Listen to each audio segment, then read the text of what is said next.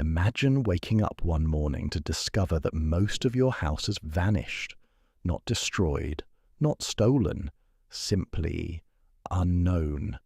The rooms you thought you knew, the walls you'd touched, the spaces you'd lived in for years, all of it replaced by something invisible, something that fills every corner, yet refuses to reveal itself. This is precisely what happened to cosmology in 1998, when astronomers realized that 68% of our universe is made of something we cannot see, cannot touch, and barely understand. Hello, and welcome to the Sleepy Astronomer.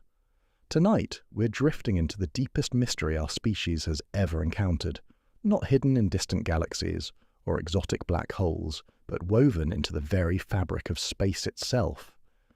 We're exploring dark energy, the invisible force that is quietly, patiently, and relentlessly pushing our entire universe apart at an ever-increasing pace. If you're settling in for the first time, welcome to our gentle journey through the cosmos. And if you've travelled with me before to explore the quiet wonders of space, it's wonderful to have you back among the stars. Whether you're curled up in bed, resting in a favourite chair, or perhaps lying where you can see the night sky through a window, I'm glad you're here tonight to contemplate something truly extraordinary. Our journey begins with a humbling realization that should make every human feel wonderfully small and curious. Everything we can see, every star twinkling in the darkness, every galaxy spiraling through space, every planet, moon, and grain of cosmic dust represents less than 5% of what actually exists. The rest is divided between dark matter, which we can detect through its gravitational effects, and dark energy, which remains almost completely mysterious. Dark energy is not simply an unknown substance floating somewhere in the depths of space. It appears to be a fundamental property of space itself, a constant pressure that pushes against gravity's ancient pull. While gravity tries to draw everything together, as it has since the beginning of time, dark energy works in the opposite direction, gently but persistently encouraging the universe to grow larger, faster with each passing moment. There's something both unsettling and deeply beautiful about this cosmic ignorance. For centuries, humans have looked up at the night sky and gradually built an understanding of our place in the cosmos. We learned that Earth orbits the Sun, that our Sun is one star among billions, that our galaxy is one of countless others scattered across an expanding universe. Each discovery seemed to bring us closer to comprehending the whole picture. Then came dark energy, arriving like a gentle whisper that said, "You understand almost nothing at all." Ancient mythologies often spoke of invisible forces governing the cosmos, the breath of gods pushing the celestial spheres, the eternal dance between creation and destruction, the hidden strings that move the stars. Modern science has found something remarkably similar, though we call it by different names and measure it with different tools. The universe, it seems, has always been more mysterious than we dared to imagine. Tonight, we'll explore 10 of the deepest puzzles surrounding dark energy, each one more extraordinary than the last. We'll discover how Einstein accidentally predicted something he didn't believe in, how dying stars became cosmic lighthouses, revealing the universe's acceleration, and how empty space itself might be full of an energy so strange it could eventually tear apart every atom in existence. We'll also touch on the profound questions that dark energy raises about our place in cosmic time. Why do we happen to live during the precise era when dark energy is becoming dominant? What does this invisible force mean for the ultimate fate of everything we know? And perhaps most intriguingly, could dark energy be a clue that our understanding of space, time, and gravity itself needs to be completely reimagined?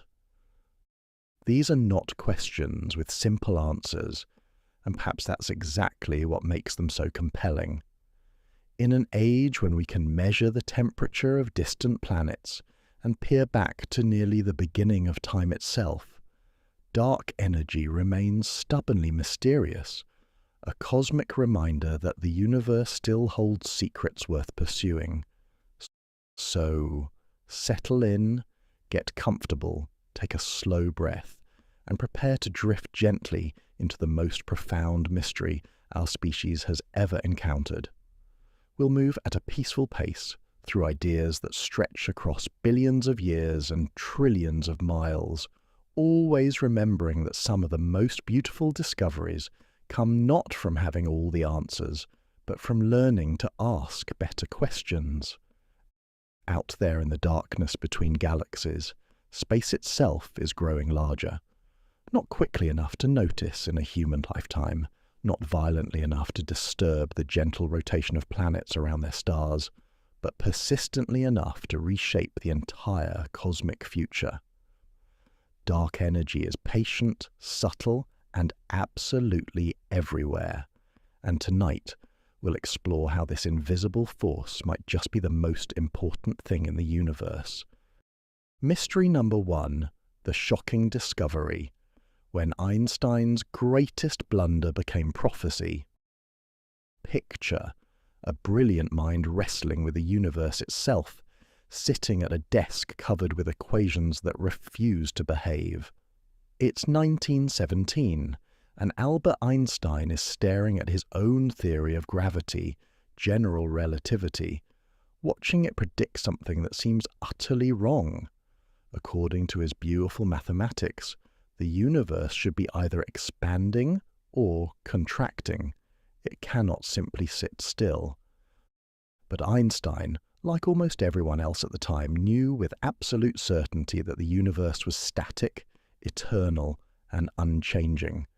The stars had always been where they were, scattered across the heavens in their fixed positions, neither growing closer together nor drifting apart. This wasn't just scientific belief. It was cosmic common sense. So Einstein did what any reasonable physicist might do when faced with equations that disagreed with reality. He added a fudge factor. He called it the cosmological constant, represented by the Greek letter lambda.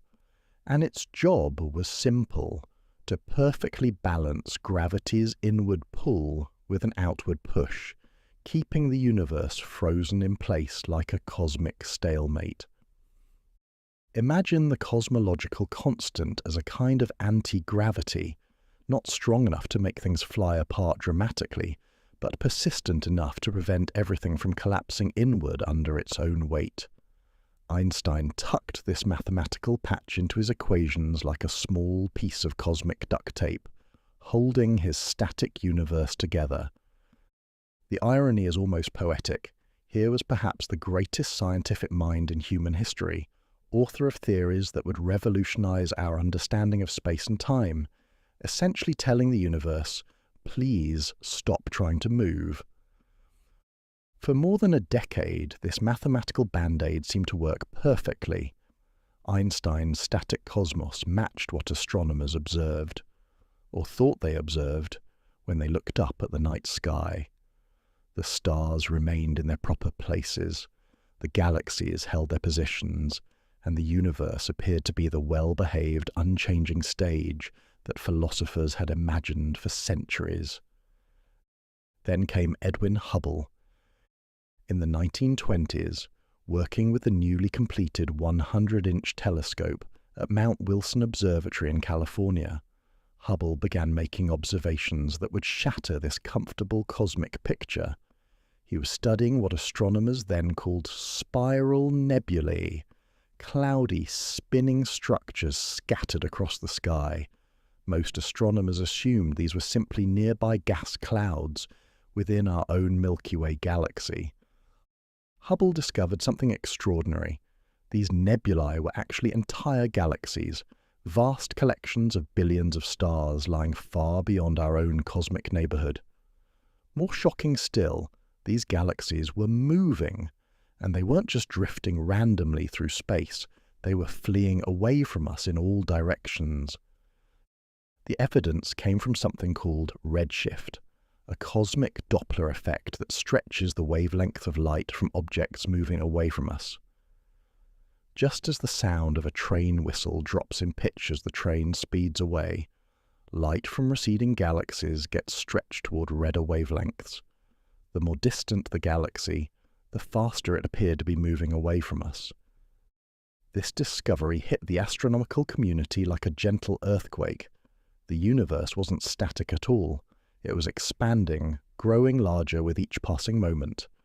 Space itself was stretching, carrying galaxies along like dots painted on the surface of an inflating balloon. When news of Hubble's discovery reached Einstein, his reaction was swift and decisive. He immediately removed the cosmological constant from his equations, later calling it his greatest blunder. The universe didn't need artificial support to prevent collapse. It was already expanding naturally, just as his original equations had predicted. For decades afterward, this seemed to be the end of the cosmological constant story.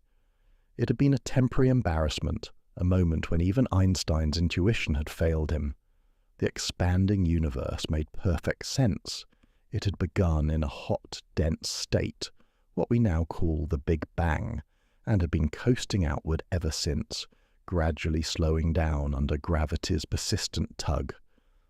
Astronomers spent the next 70 years refining this picture, measuring the expansion rate and trying to determine whether the universe had enough matter to eventually halt its growth and collapse back on itself, or whether it would expand forever, growing colder and emptier with each passing eon. The expectation was clear. Gravity should be winning the cosmic tug-of-war, gradually slowing the expansion. The only question was whether it would slow enough to reverse direction entirely, or just slow to a crawl over infinite time. Then came 1998, and everything changed again. Two independent teams of astronomers, the Supernova Cosmology Project led by Saul Perlmutter, and the High-Z Supernova Search Team led by Brian Schmidt and Adam Rees, were using exploding stars called Type Ia supernovae to measure the universe's expansion history with unprecedented precision. These stellar explosions are remarkable cosmic tools. They occur when white dwarf stars accumulate enough material from companion stars to trigger a runaway nuclear reaction, and they explode with almost exactly the same brightness every time. This makes them perfect standard candles for measuring cosmic distances. If you know how bright something actually is, you can determine how far away it is by observing how dim it appears. The teams expected to find evidence that the universe's expansion was gradually slowing down, exactly as decades of theory predicted. Instead, they discovered something that should have been impossible. The most distant supernova were dimmer than expected, which meant they were farther away than they should be in a slowing universe. The implications took time to sink in. If distant galaxies were farther away than expected, it meant the universe hadn't been slowing down. It had been speeding up. The expansion wasn't gradually losing momentum under gravity's influence.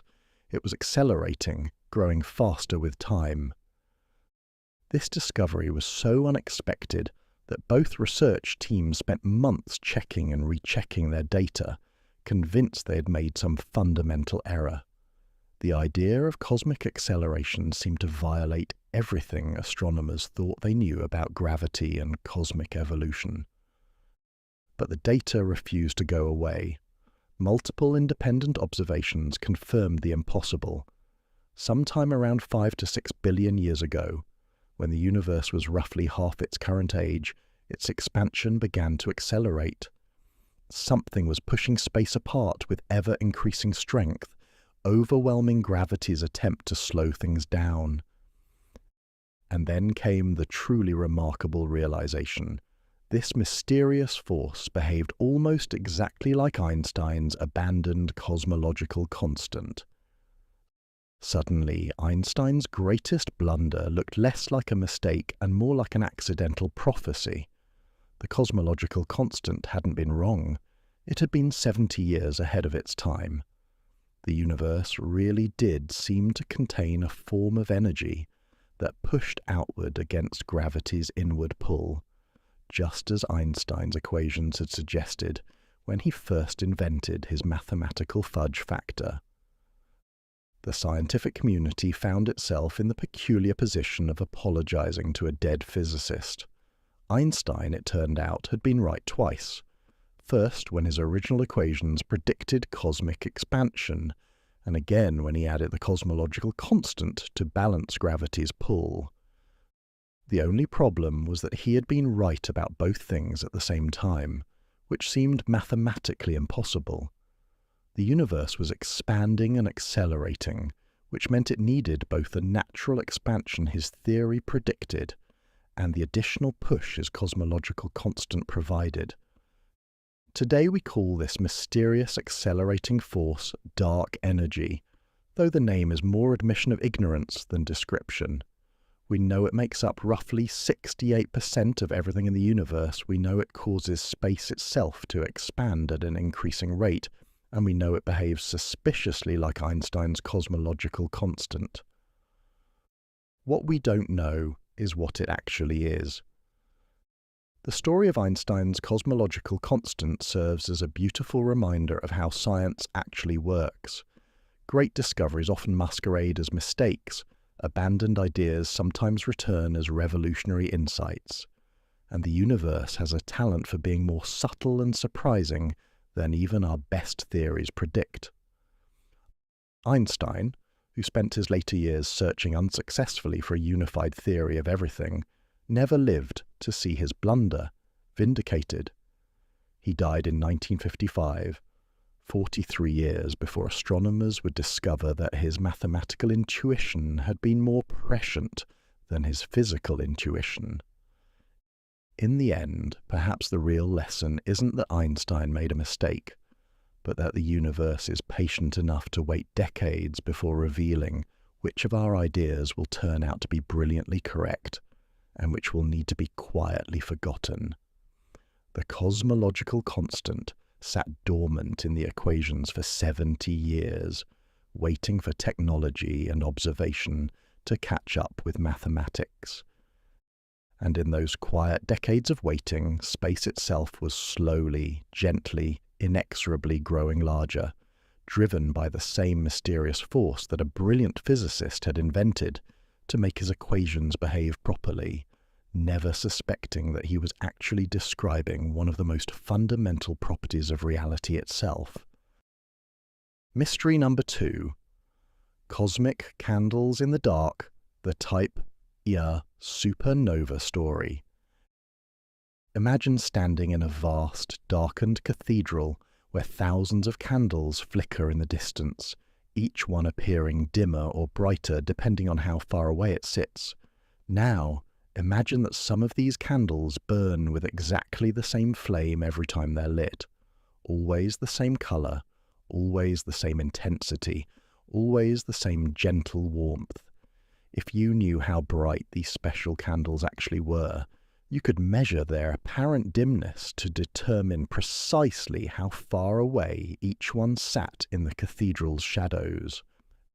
This is exactly what astronomers discovered when they found nature's own standard candles scattered throughout the cosmic cathedral, dying stars that explode with such remarkable consistency that they become perfect cosmic measuring sticks.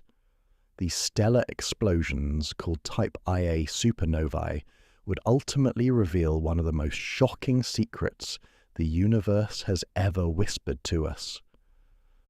But before we can understand how these distant stellar deaths led to the discovery of dark energy, we need to drift back in time and explore the quiet, patient lives of the stars that create them.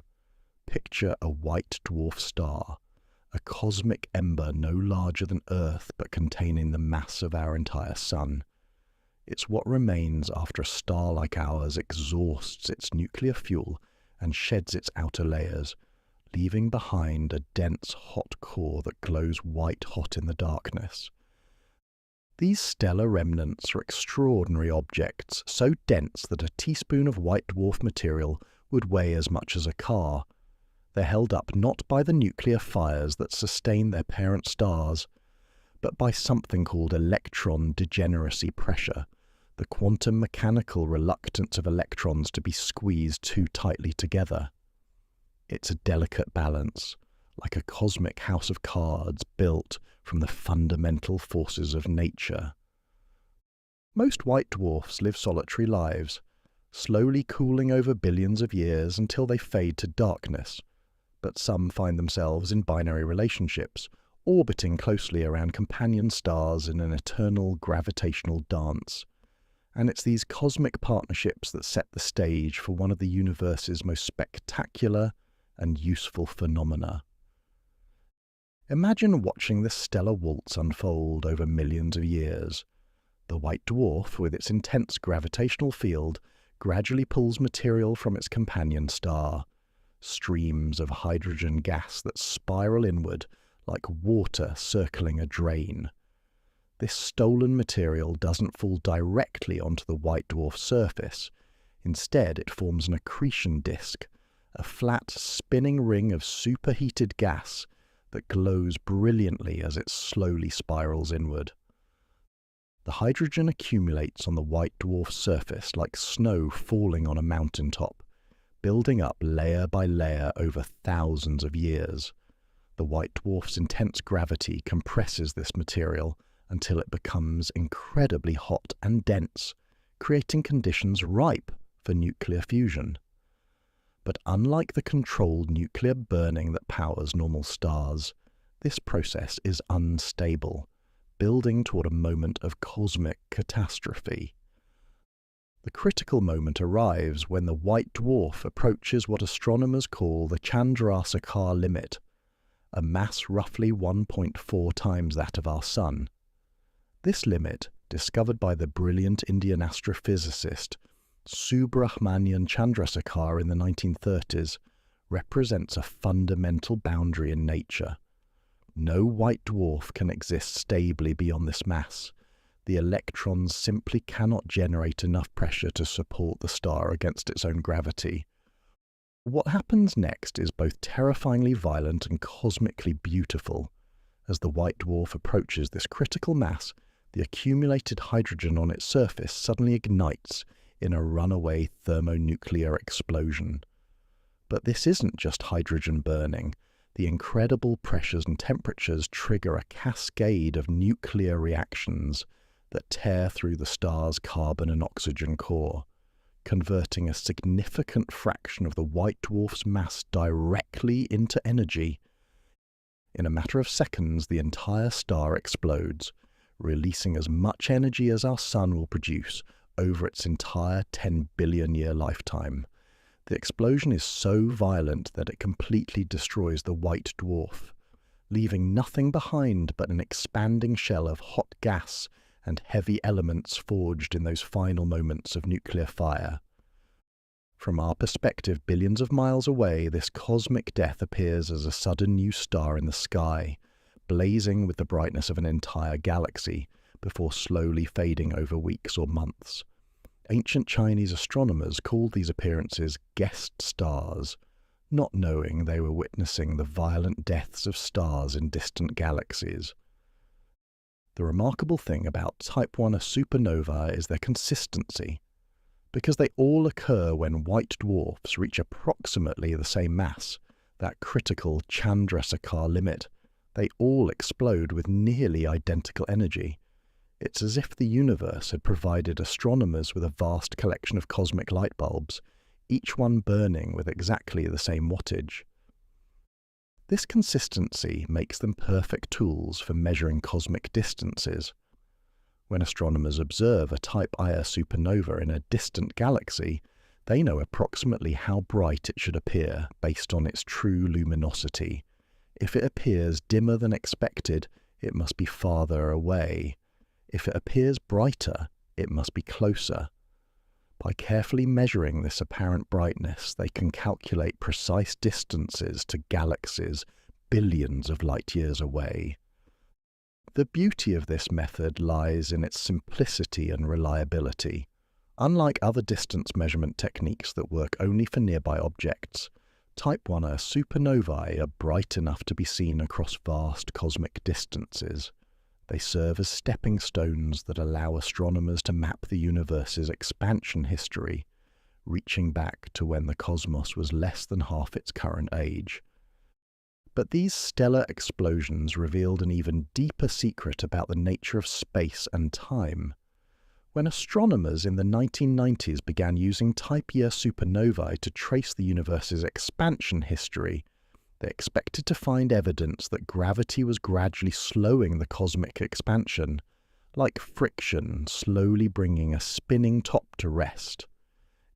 Instead, they discovered that distant supernovae, events that occurred when the universe was younger, appeared dimmer than expected. This could only mean one thing. These ancient explosions were farther away than they should be if the universe had been expanding at a constant rate or slowing down. The universe hadn't been slowing down at all, it had been speeding up. The implications were staggering. These dying stars, exploding billions of years ago and billions of light-years away, had become cosmic messengers carrying news of the universe's deepest secret. They revealed that space itself was being stretched by some mysterious force, pushing galaxies apart at an ever-increasing rate. Modern astronomers have discovered hundreds of these cosmic candles, each one adding another data point to our understanding of cosmic acceleration. Space telescopes like Hubble have captured exquisite images of supernova explosions in galaxies so distant that their light has been travelling toward us for most of the universe's history. There's something profoundly moving about the fact that these stellar deaths occurring in the darkest depths of space have illuminated one of the universe's greatest mysteries. Each Type Ia supernova represents not just the end of a star's life, but a gift to astronomers, a precisely calibrated lighthouse beacon that carries information about the nature of space and time across billions of years. There's also something deeply humbling about the precision required to make these measurements. Imagine trying to determine whether a candle flame is slightly dimmer than expected when that candle is sitting on a distant mountaintop, viewed through miles of shimmering air. Now multiply that challenge by 1 billion, and you begin to appreciate what astronomers accomplished in the 1990s. The process of discovering and measuring a Type 1a supernova is like cosmic archaeology. Astronomers take photographs of the same patch of sky night after night, comparing them pixel by pixel to detect the sudden appearance of a new point of light. When they find one, they must work quickly. The supernova will fade over weeks or months, and every night of observation adds crucial data about its brightness curve. Each measurement requires exquisite care. The Earth's atmosphere twinkles and shimmers, creating variations in brightness that can mimic or mask the subtle changes astronomers are trying to detect. Dust in distant galaxies can absorb and redden the supernova's light, making it appear dimmer than it actually is. Even the motion of our own solar system through space affects the measurements, requiring corrections that account for our planet's journey around the Sun and the Sun's motion through the galaxy. What makes the discovery of cosmic acceleration even more remarkable is that multiple independent teams reach the same startling conclusion using different telescopes, different analysis methods, and different samples of supernovae. The Supernova Cosmology Project, led by Saul Perlmutter at Lawrence Berkeley National Laboratory, spent years developing automated systems to discover and measure distant supernovae. Meanwhile, the High-Z Supernova Search Team, led by Brian Schmidt and Adam Rees, took a more targeted approach, focusing on fewer but more carefully studied events. Both teams expected their measurements to show that gravity was winning the cosmic tug-of-war, gradually slowing the universe's expansion. Both teams checked and rechecked their data when they found the opposite. Both teams spent months looking for systematic errors that could explain away their disturbing results. And both teams ultimately reached the same inescapable conclusion: the universe's expansion was accelerating. The Phillips relation, discovered by astronomer Mark Phillips, added another layer of precision to these measurements. Phillips found that the brightness of a Type Ia supernova correlates with how quickly it fades. Brighter explosions take longer to dim. This relationship allows astronomers to fine-tune their distance measurements, correcting for small variations between individual supernovae. These corrections are subtle but crucial. Think of it like calibrating a set of cosmic rulers, each one slightly different, but related in predictable ways. A supernova that burns slightly brighter than average fades more slowly, indicating that its peak brightness was higher than the standard value. By applying the Phillips relation, astronomers can adjust their distance measurements to account for these variations, achieving remarkable precision across billions of light-years.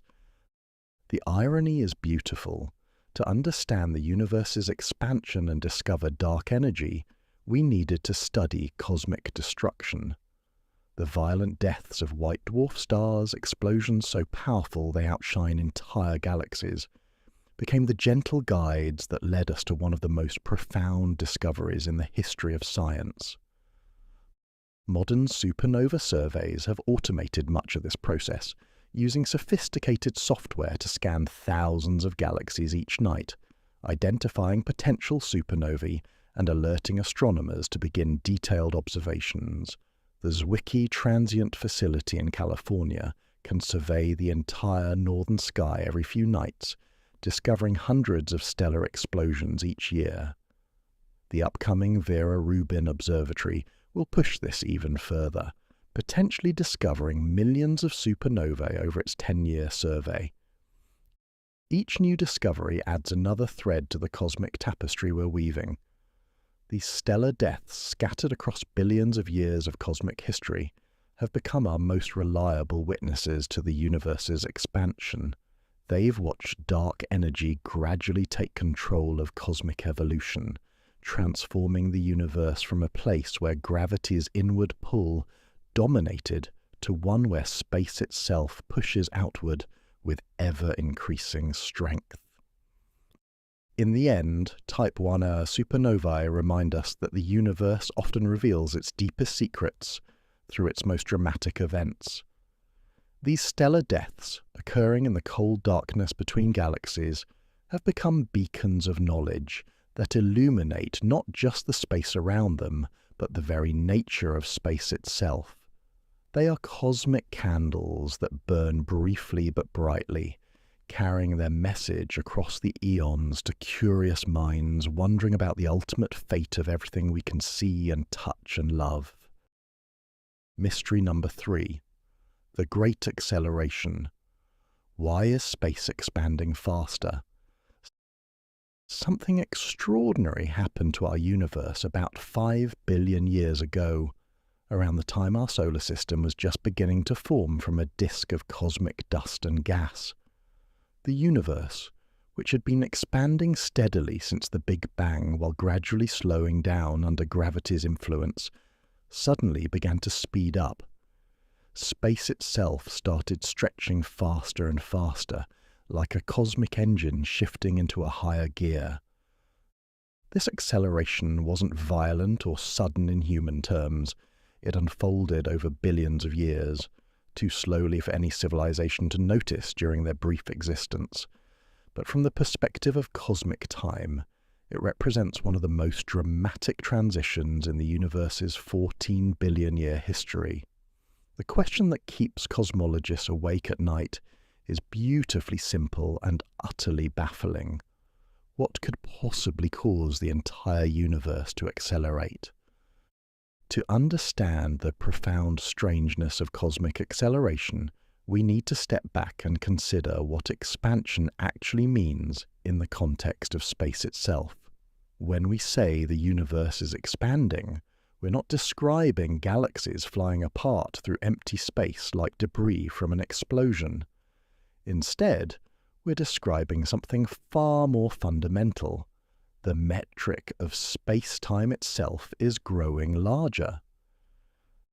Think of space as a vast three-dimensional grid stretched across the cosmos. As the universe expands, this grid grows larger, with each square becoming slightly bigger while maintaining the same overall pattern. Galaxies aren't moving through this grid. They're carried along as the grid itself expands like raisins in a loaf of bread rising in the oven. For most of cosmic history, this expansion followed a predictable pattern. Gravity, acting as a cosmic brake, steadily slowed the expansion rate. The universe was coasting, gradually losing the kinetic energy imparted by the Big Bang as gravity pulled everything back together. Cosmologists expected this deceleration to continue indefinitely, eventually determining whether the universe would expand forever or collapse back on itself in a big crunch. Then came those troublesome supernovae, carrying their impossible message across billions of light years. The distant stellar explosions appeared dimmer than expected, indicating they were farther away than they should be in a decelerating universe. This could only mean one thing. At some point in cosmic history, the expansion had stopped slowing down and started speeding up. The physics of this acceleration challenges our most basic intuitions about how the universe should behave. In Einstein's general theory of relativity, matter and energy curve space-time, and this curvature manifests as gravity. Ordinary matter, stars, planets, gas, dust, creates attractive gravity that pulls things together. To make space expand faster, you need something with the opposite effect, a form of energy that creates repulsive gravity. This is where dark energy enters the cosmic story, though calling it energy is perhaps misleading. Dark energy behaves unlike any form of energy we encounter in everyday life. While normal energy becomes diluted as space expands, the same amount of matter spread over a larger volume, dark energy maintains constant density even as the universe grows. As space doubles in size, the amount of dark energy doubles as well, as if it's an intrinsic property of space itself. The mathematics describing this behavior involve something called the equation of state, represented by the symbol W. For ordinary matter, W equals 0. For radiation, W equals 1/3. For dark energy in its simplest form, Einstein's cosmological constant, W equals -1. This negative value is what creates the repulsive gravitational effect that drives cosmic acceleration. The critical insight is that dark energy's influence grows stronger as the universe expands. In the early universe, when space was more compressed, ordinary matter dominated cosmic evolution. Gravity pulled things together, slowing the expansion as expected. But as the universe grew larger and matter became more diluted, dark energy's constant density meant it gradually gained the upper hand. Around 5 billion years ago, dark energy's repulsive influence finally overcame matter's attractive gravity.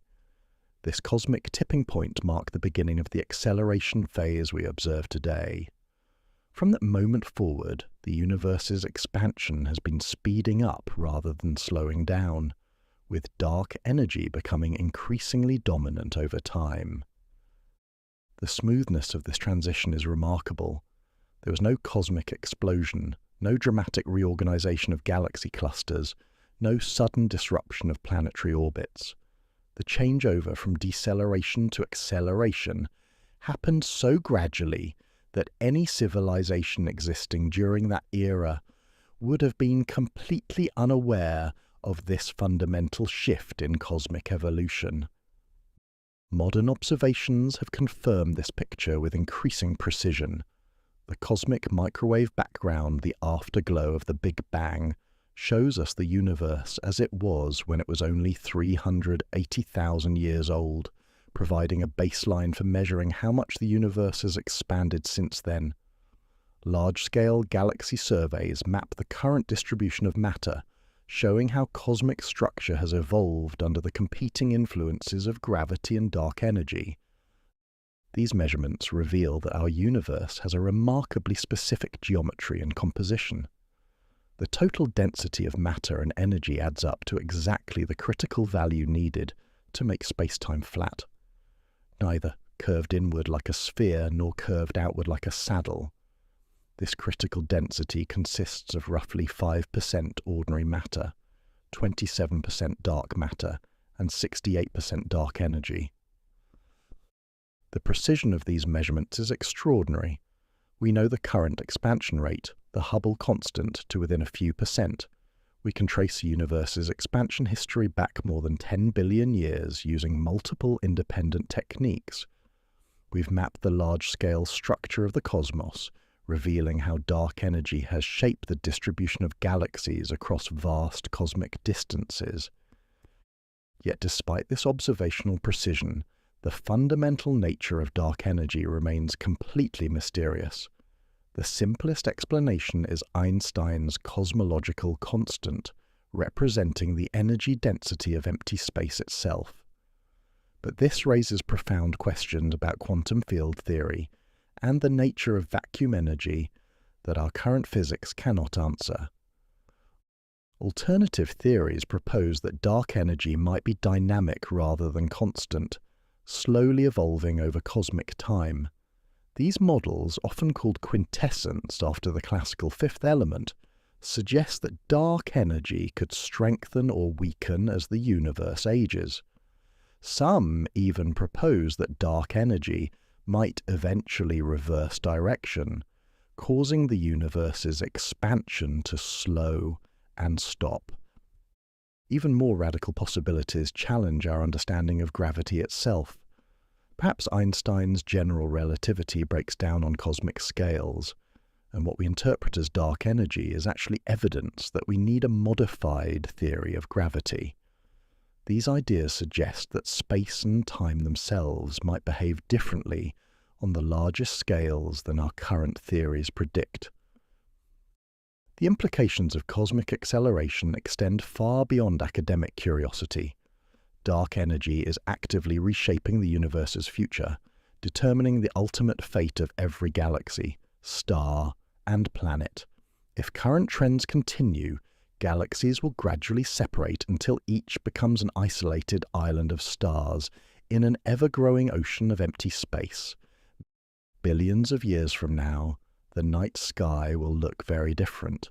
Most galaxies will have moved so far apart that their light can no longer reach us across the expanding space. Future astronomers will see only the stars in their own galaxy, with no evidence that other galaxies ever existed. The universe will have erased most traces of its own rich history. The discovery of cosmic acceleration also raises profound questions about our place in cosmic time. Why do we happen to live during the brief era when dark energy and matter have comparable densities? For most of the universe's past, matter dominated. For most of its future, dark energy will dominate completely. We exist during the narrow transition period when both components are significant. This cosmic coincidence problem suggests either that we're witnessing something special about our particular epoch, or that our understanding of dark energy is still fundamentally incomplete. The universe seems to be constructed with remarkable precision, allowing complexity to emerge during this brief window when conditions are just right for stars, planets, and life. As we trace the universe's expansion history through these cosmic candles burning in the darkness, we're led inevitably to deeper questions about the nature of empty space itself. If dark energy represents the energy density of the vacuum, then we must confront one of the most embarrassing failures in theoretical physics, our complete inability to calculate what that energy density should be. This brings us to our next mystery, where quantum mechanics and cosmology collide in spectacular fashion, producing what many consider the worst prediction in the history of science, a calculation that gets the answer wrong by a factor so large it defies comprehension. The vacuum of space, it seems, holds secrets that challenge everything we thought we knew about the relationship between the very small and the very large. Mystery number 4, the vacuum catastrophe. Why doesn't empty space destroy everything? In the deepest reaches of space, where no star has ever shone and no particle of matter drifts through the darkness, something extraordinary is happening.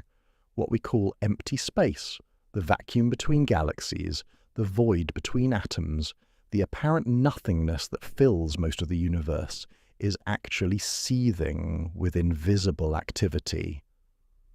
Quantum fields fluctuate in and out of existence.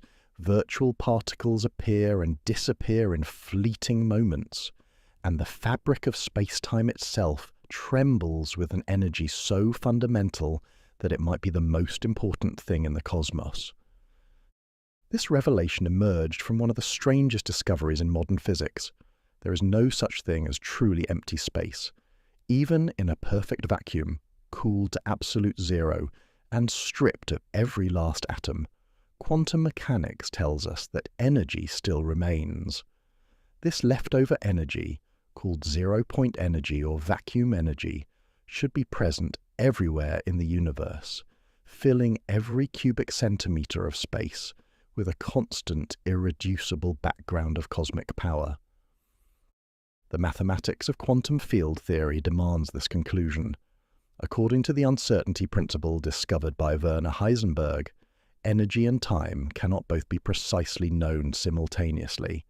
This means that for brief moments, vanishingly short intervals permitted by quantum uncertainty, the universe can borrow energy from nothing, creating pairs of virtual particles that spring into existence and then annihilate each other before the cosmic accountant notices the debt. These quantum fluctuations are not mere theoretical curiosities. They produce measurable effects that have been confirmed in laboratories around the world. The Casimir effect, first predicted by Dutch physicist Hendrik Casimir in 1948, demonstrates that two metal plates placed very close together in a vacuum will experience a tiny attractive force as virtual particles push them together. The anomalous magnetic moment of the electron, measured to extraordinary precision, matches quantum field theory's predictions only when these vacuum fluctuations are included in the calculations. So vacuum energy is real. The question that has tormented physicists for decades is, how much energy does empty space actually contain? When theorists first attempted to calculate the energy density of the quantum vacuum, they encountered what can only be described as a spectacular failure of human understanding. The naive calculation, adding up the zero-point energies of all possible quantum fields at all possible wavelengths, produces an answer that is not just wrong, it's wrong by a factor of 10 to the power of 120. That's a 1 followed by 120 zeros, a number so incomprehensibly large that it dwarfs any other quantity in physics.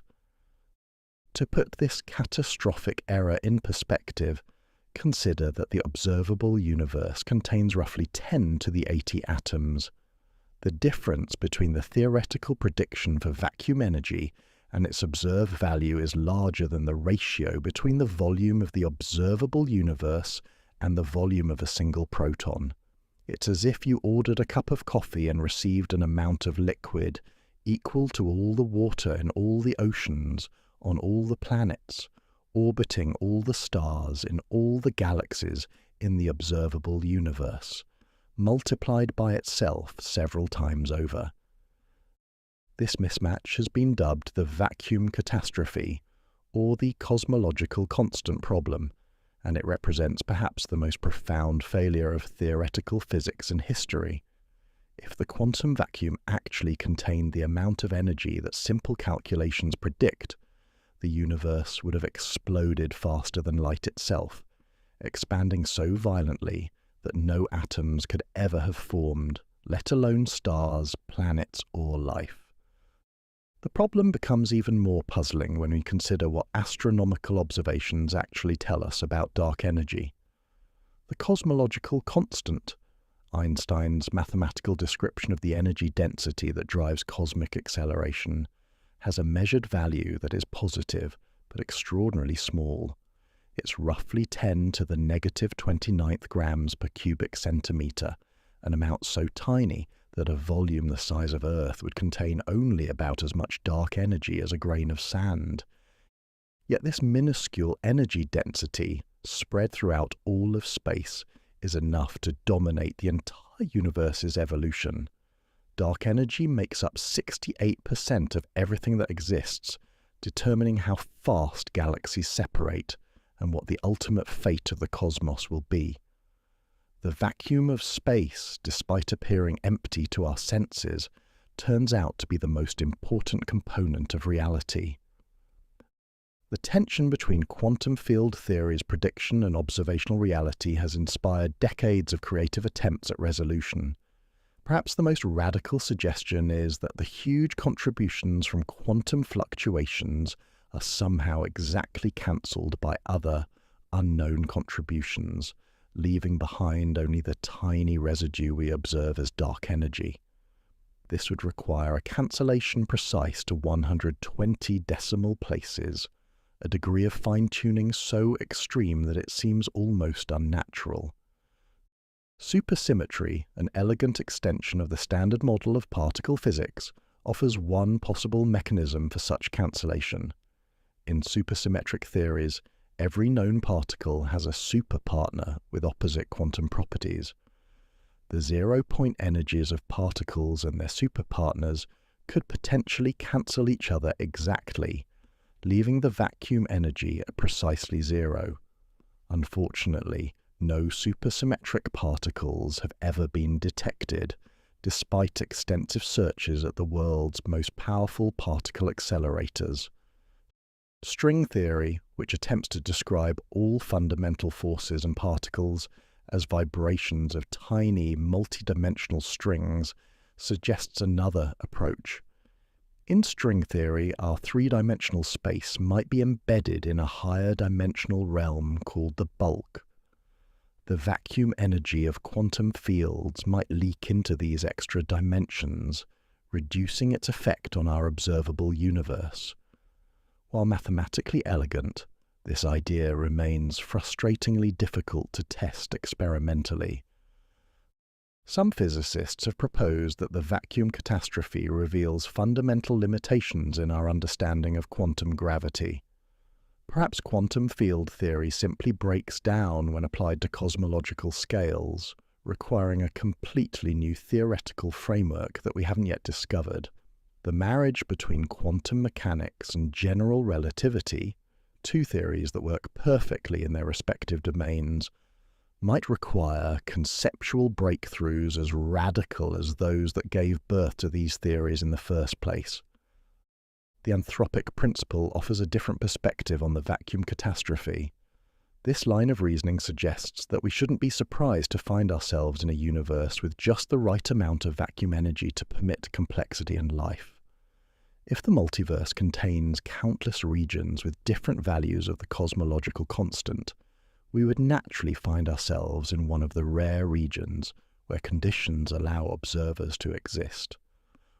While intellectually satisfying to some, the anthropic approach feels unsatisfying to many physicists because it appears to abandon the quest for fundamental understanding.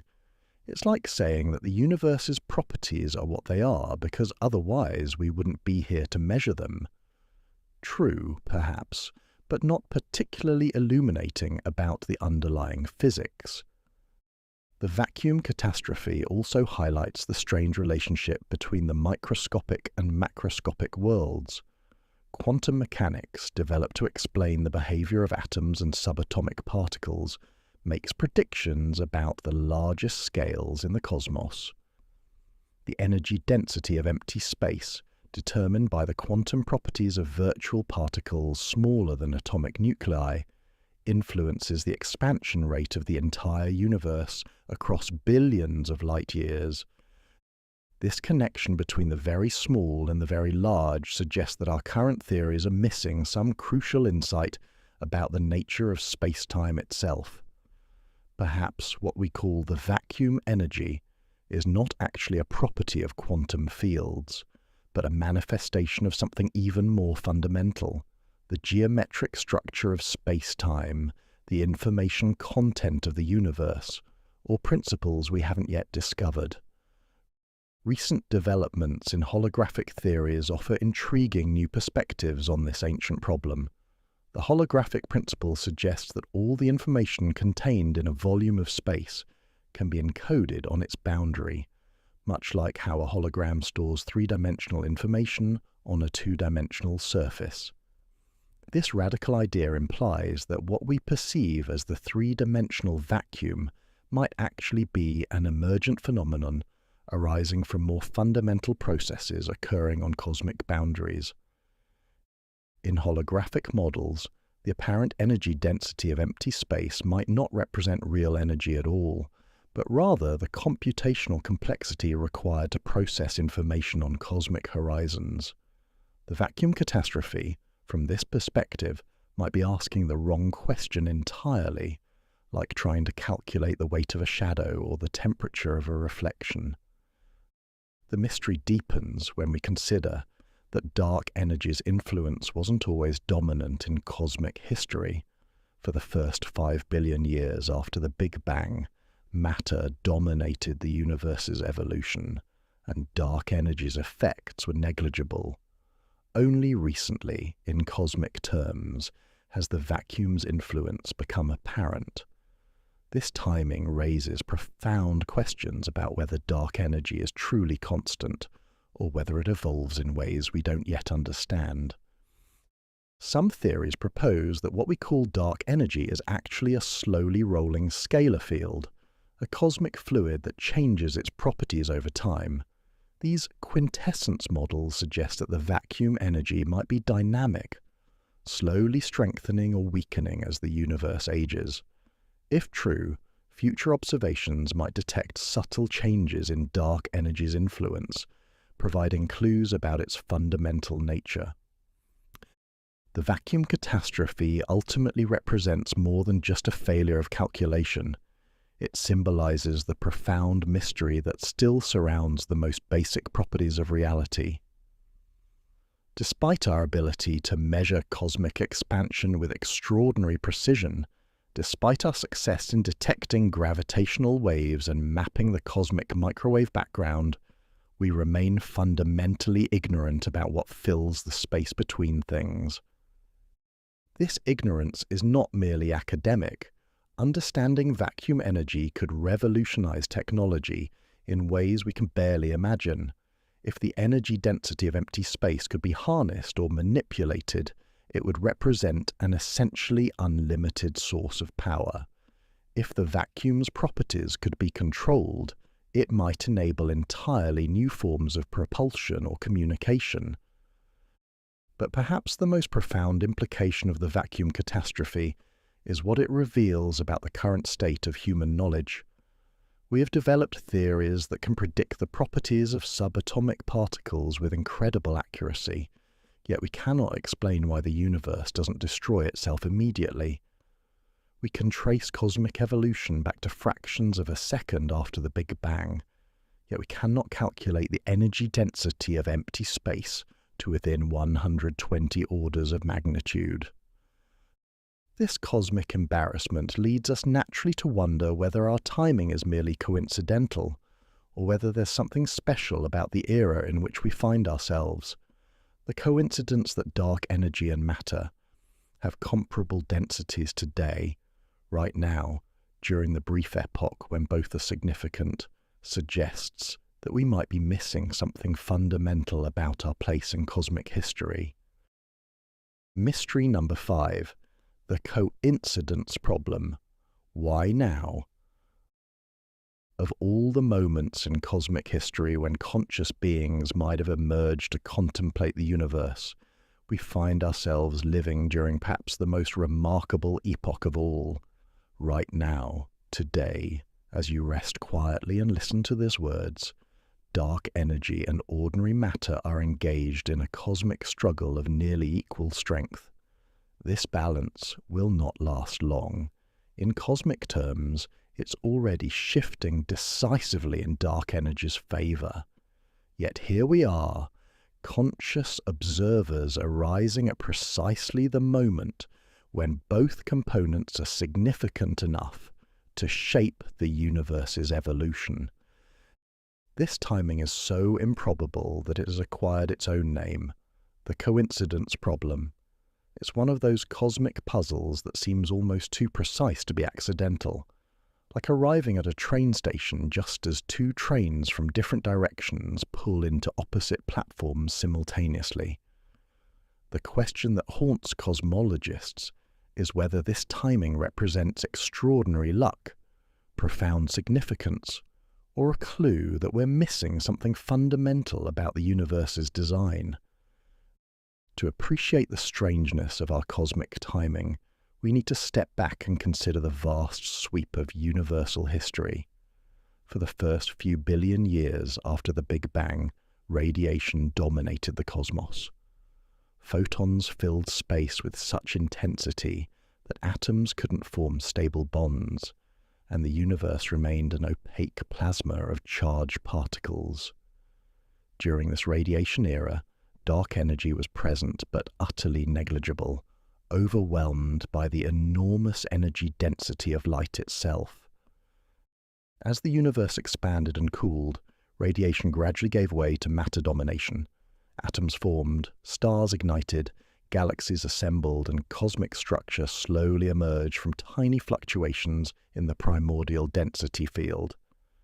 For roughly 8 billion years, matter reigned supreme, with dark energy providing only the faintest background influence on cosmic evolution. Gravity pulled things together, building the hierarchy of structure we see today. Stars within galaxies, galaxies within clusters, clusters within superclusters. Then, around 5 billion years ago, something shifted. The universe had expanded enough that matter's density dropped below a critical threshold, and dark energy's constant presence began to assert itself. This transition didn't happen suddenly. It unfolded over billions of years as matter became increasingly diluted, while dark energy maintained its steady influence. But from a cosmic perspective, the changeover was swift and decisive. Today, we live in the brief transitional epoch when both matter and dark energy play significant roles in cosmic evolution. Matter still dominates on small scales, allowing galaxies to hold together and stars to form. But dark energy now controls the universe's overall expansion, accelerating the separation between galaxy clusters and determining the cosmos's ultimate fate. This balance is temporary and fleeting. As the universe continues to expand, matter will become ever more diluted, while dark energy's influence grows stronger. Within a few tens of billions of years, a considerable span by human standards but a brief moment cosmically, dark energy will dominate so completely that it will halt all further structure formation. No new stars will ignite, no new galaxies will assemble, and the universe will enter a long, cold epoch of accelerating expansion. The statistical improbability of our timing is staggering. If we assign each epoch of cosmic history equal probability for the emergence of observers, the chances of arising during this narrow window when matter and dark energy have comparable densities are roughly 1 in 1,000. It's like randomly opening a book to find yourself on the single page that explains the entire plot, or tuning a radio to accidentally land on the one frequency broadcasting your favourite song.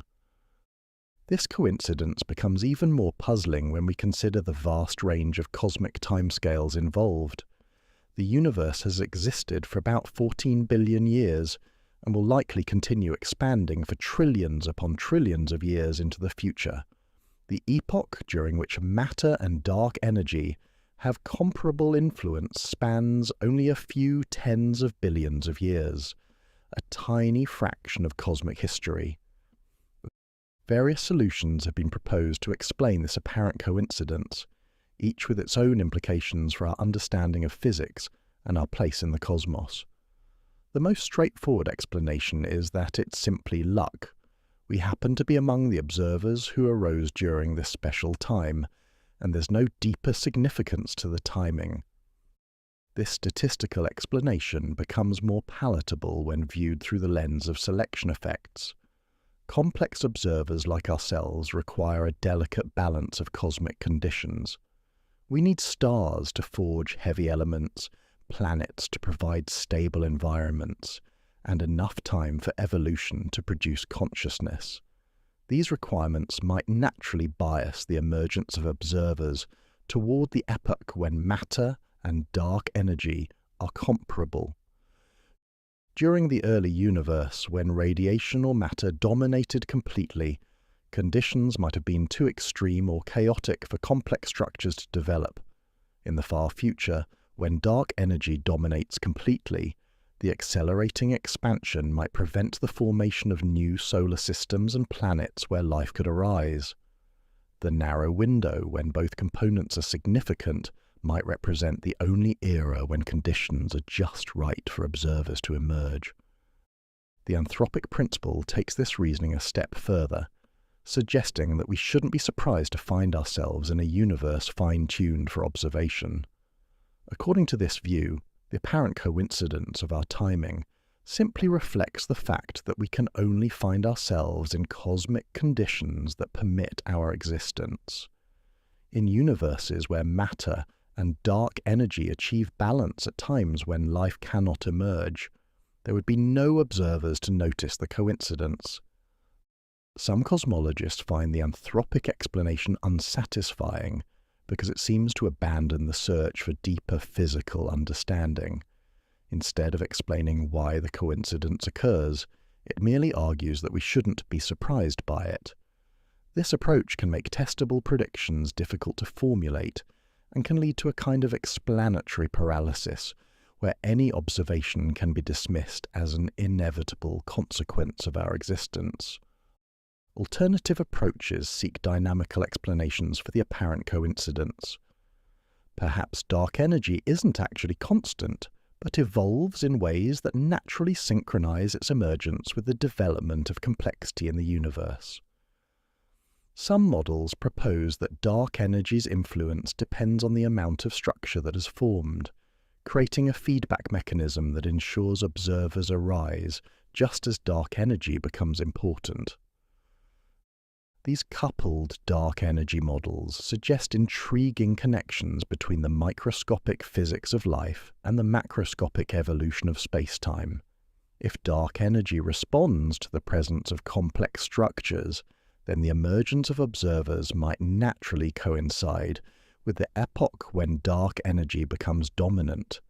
Such models remain speculative, but offer the appealing possibility of a deeper connection between consciousness and cosmology. The multiverse provides another potential resolution to the coincidence problem.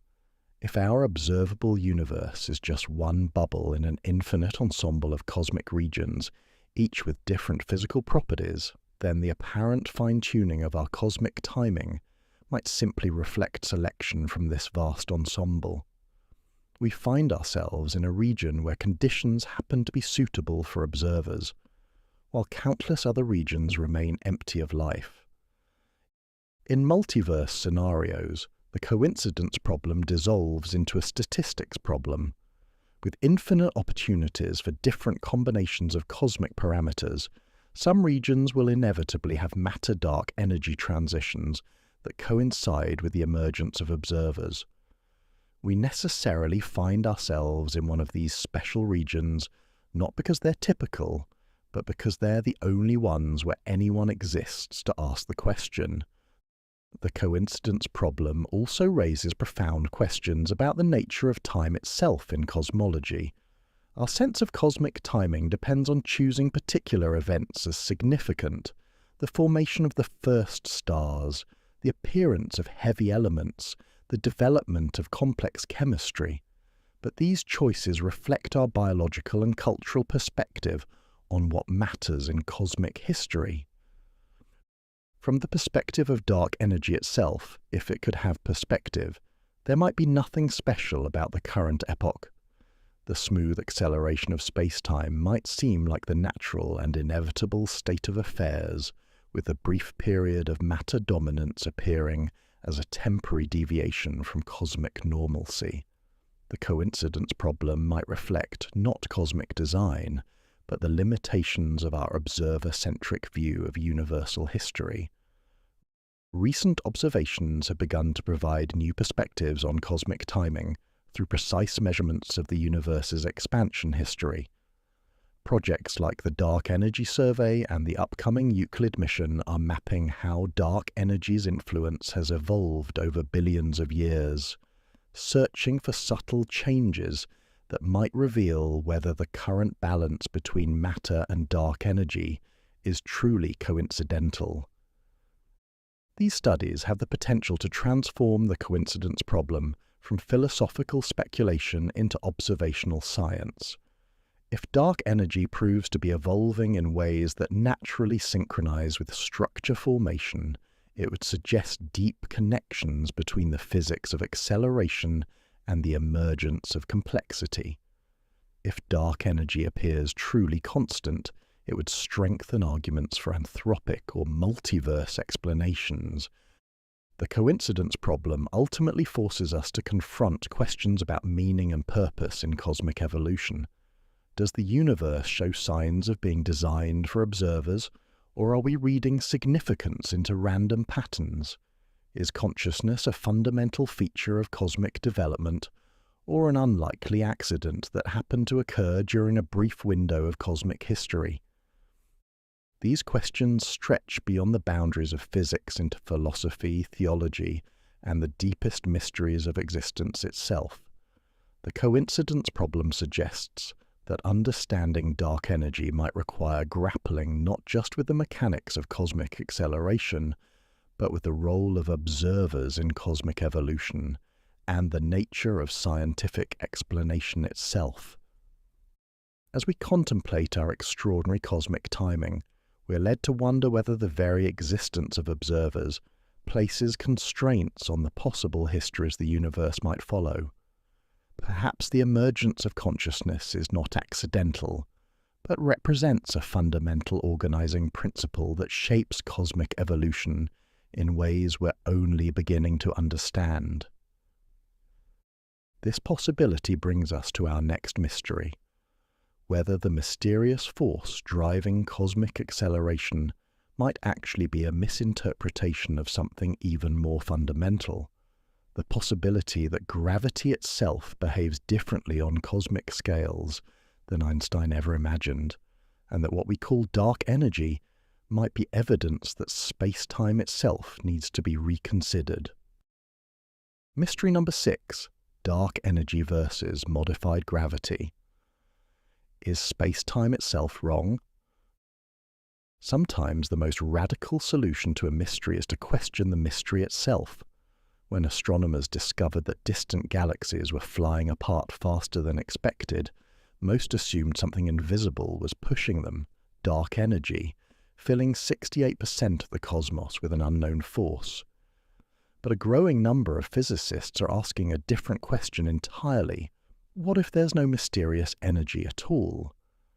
What if Einstein's description of gravity simply breaks down when stretched across the vast scales of the universe? This possibility whispers through the halls of physics departments like a gentle heresy. For over a century, Einstein's general theory of relativity has stood as one of humanity's greatest intellectual achievements, predicting black holes, gravitational waves, and the expanding universe itself with stunning accuracy.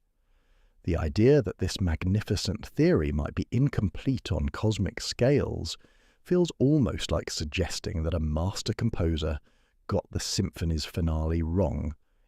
Yet the universe has a way of humbling even our most cherished ideas.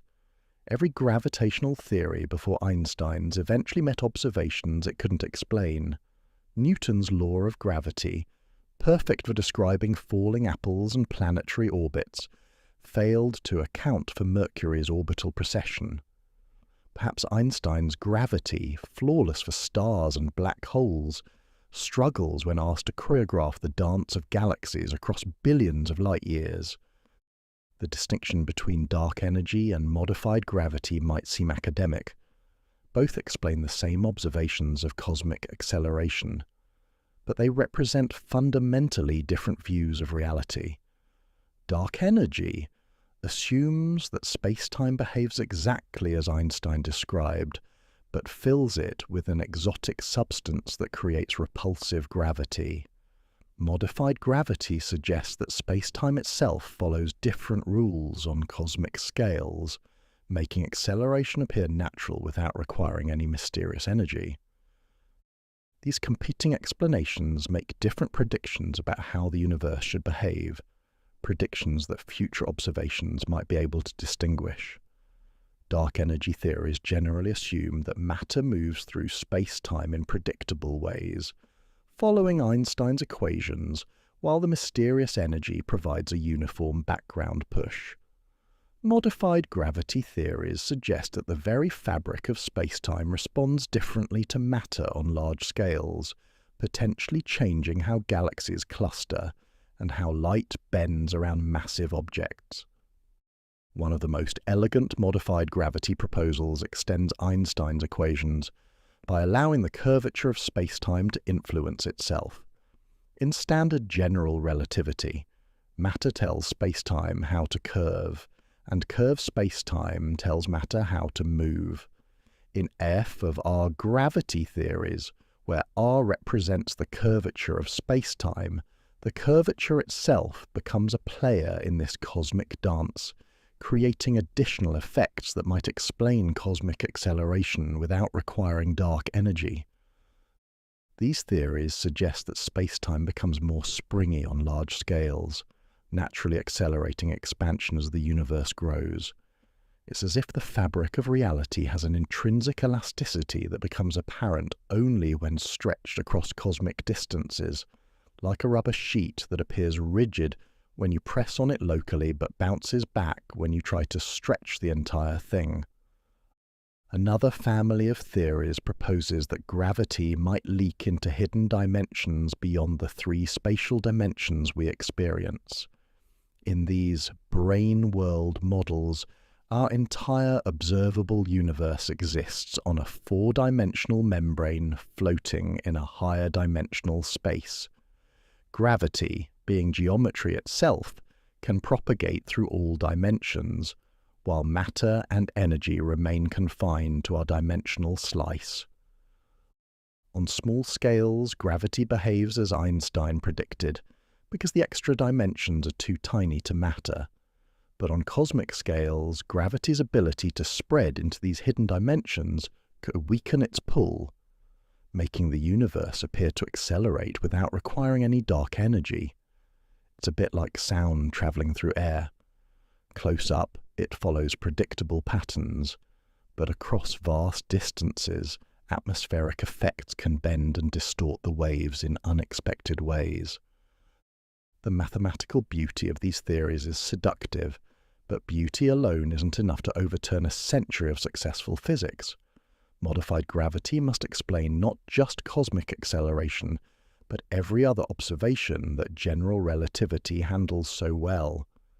The theory needs to predict the correct behavior of binary pulsars, gravitational wave detections, light bending around galaxies, and countless other phenomena where Einstein's equations have proven supremely accurate. This requirement creates a delicate balancing act. Modified gravity theories must deviate from Einstein's predictions just enough to explain cosmic acceleration, but not so much that they violate the wealth of other observations supporting general relativity. It's like trying to tune a piano by adjusting just one string.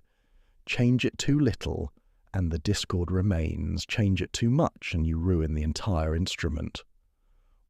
One promising approach involves theories that behave like Einstein's gravity on small scales, but transition to modified behavior on cosmic scales. These chameleon theories adapt their properties to their environment, following standard general relativity in dense regions like solar systems and galaxies, but expressing their modified nature only in the sparse regions between galaxy clusters.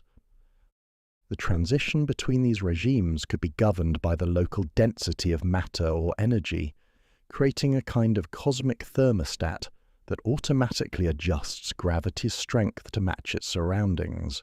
In regions with lots of matter, gravity remains Einsteinian. In empty cosmic voids, gravity becomes stronger or weaker than expected, potentially explaining cosmic acceleration without invoking dark energy. Testing these theories requires observations that can distinguish between the predictions of dark energy and modified gravity. One powerful approach involves studying how cosmic structure grows over time. Dark energy affects the expansion of space, but leaves the growth of galaxy clusters largely unchanged. Modified gravity, by altering how matter responds to gravitational attraction, could change the rate at which cosmic structure develops. Future surveys will map billions of galaxies across cosmic time, tracing how matter has clumped together under gravity's influence over the past 10 billion years. If gravity behaves differently on large scales, this cosmic archaeology should reveal subtle discrepancies in how structure has evolved compared to Einstein's predictions. Gravitational lensing provides another window into this mystery. When light from distant galaxies passes by massive galaxy clusters, its path bends according to the cluster's gravitational field. Dark energy theories predict that this bending should follow Einstein's equations exactly, with the dark energy providing only a smooth background. Modified gravity theories suggest the bending might be slightly different, revealing the altered nature of gravity on cosmic scales. The European Space Agency's Euclid mission, launched in 2023, was designed specifically to distinguish between these possibilities. By mapping the shapes of billions of galaxies and measuring how their light has been distorted by intervening matter, Euclid aims to test whether gravity behaves as Einstein predicted on the largest scales of the universe. Perhaps the most intriguing possibility is that both dark energy and modified gravity are partially correct.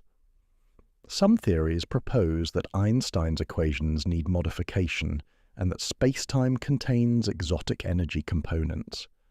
These hybrid approaches suggest that our current understanding of both gravity and cosmic energy is incomplete, requiring entirely new physics to explain cosmic acceleration. The philosophical implications of modified gravity theories run surprisingly deep. If gravity truly behaves differently on cosmic scales, it suggests that the universe has a kind of hierarchical structure where different physical laws apply at different scales. This scale-dependent physics already appears in quantum mechanics, where uncertainty principles dominate atomic scales but become negligible for everyday objects. Modified gravity would extend this hierarchy to cosmic scales, suggesting that the universe's largest structures operate according to principles that don't apply to smaller systems.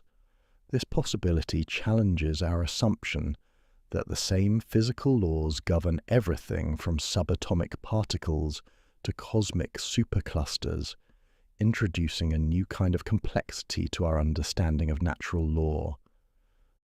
The emotional weight of potentially overturning Einstein's gravity shouldn't be underestimated. general relativity represents one of humanity's finest intellectual achievements, a theory of breathtaking mathematical elegance that correctly predicted phenomena completely outside human experience.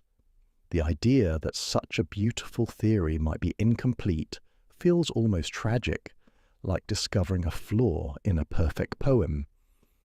Yet science progresses precisely through such discoveries. Newton's gravity, equally beautiful and successful in its domain, eventually revealed its limitations when pushed beyond its intended scope. Einstein himself viewed his theory as provisional, spending his later years searching for an even more fundamental description of space-time and matter. The search for modified gravity theories represents a continuation of this quest, an attempt to find deeper principles that encompass Einstein's successes while extending our understanding to cosmic scales. Whether dark energy or modified gravity proves correct, the investigation itself pushes physics toward new insights about the nature of space, time, and the forces that govern cosmic evolution. As observations become more precise and theories more sophisticated, we edge closer to resolving this fundamental question about the nature of cosmic acceleration. The answer will either confirm that space-time contains vast amounts of invisible energy, or reveal that Einstein's beautiful theory requires modification to encompass the full majesty of cosmic scales.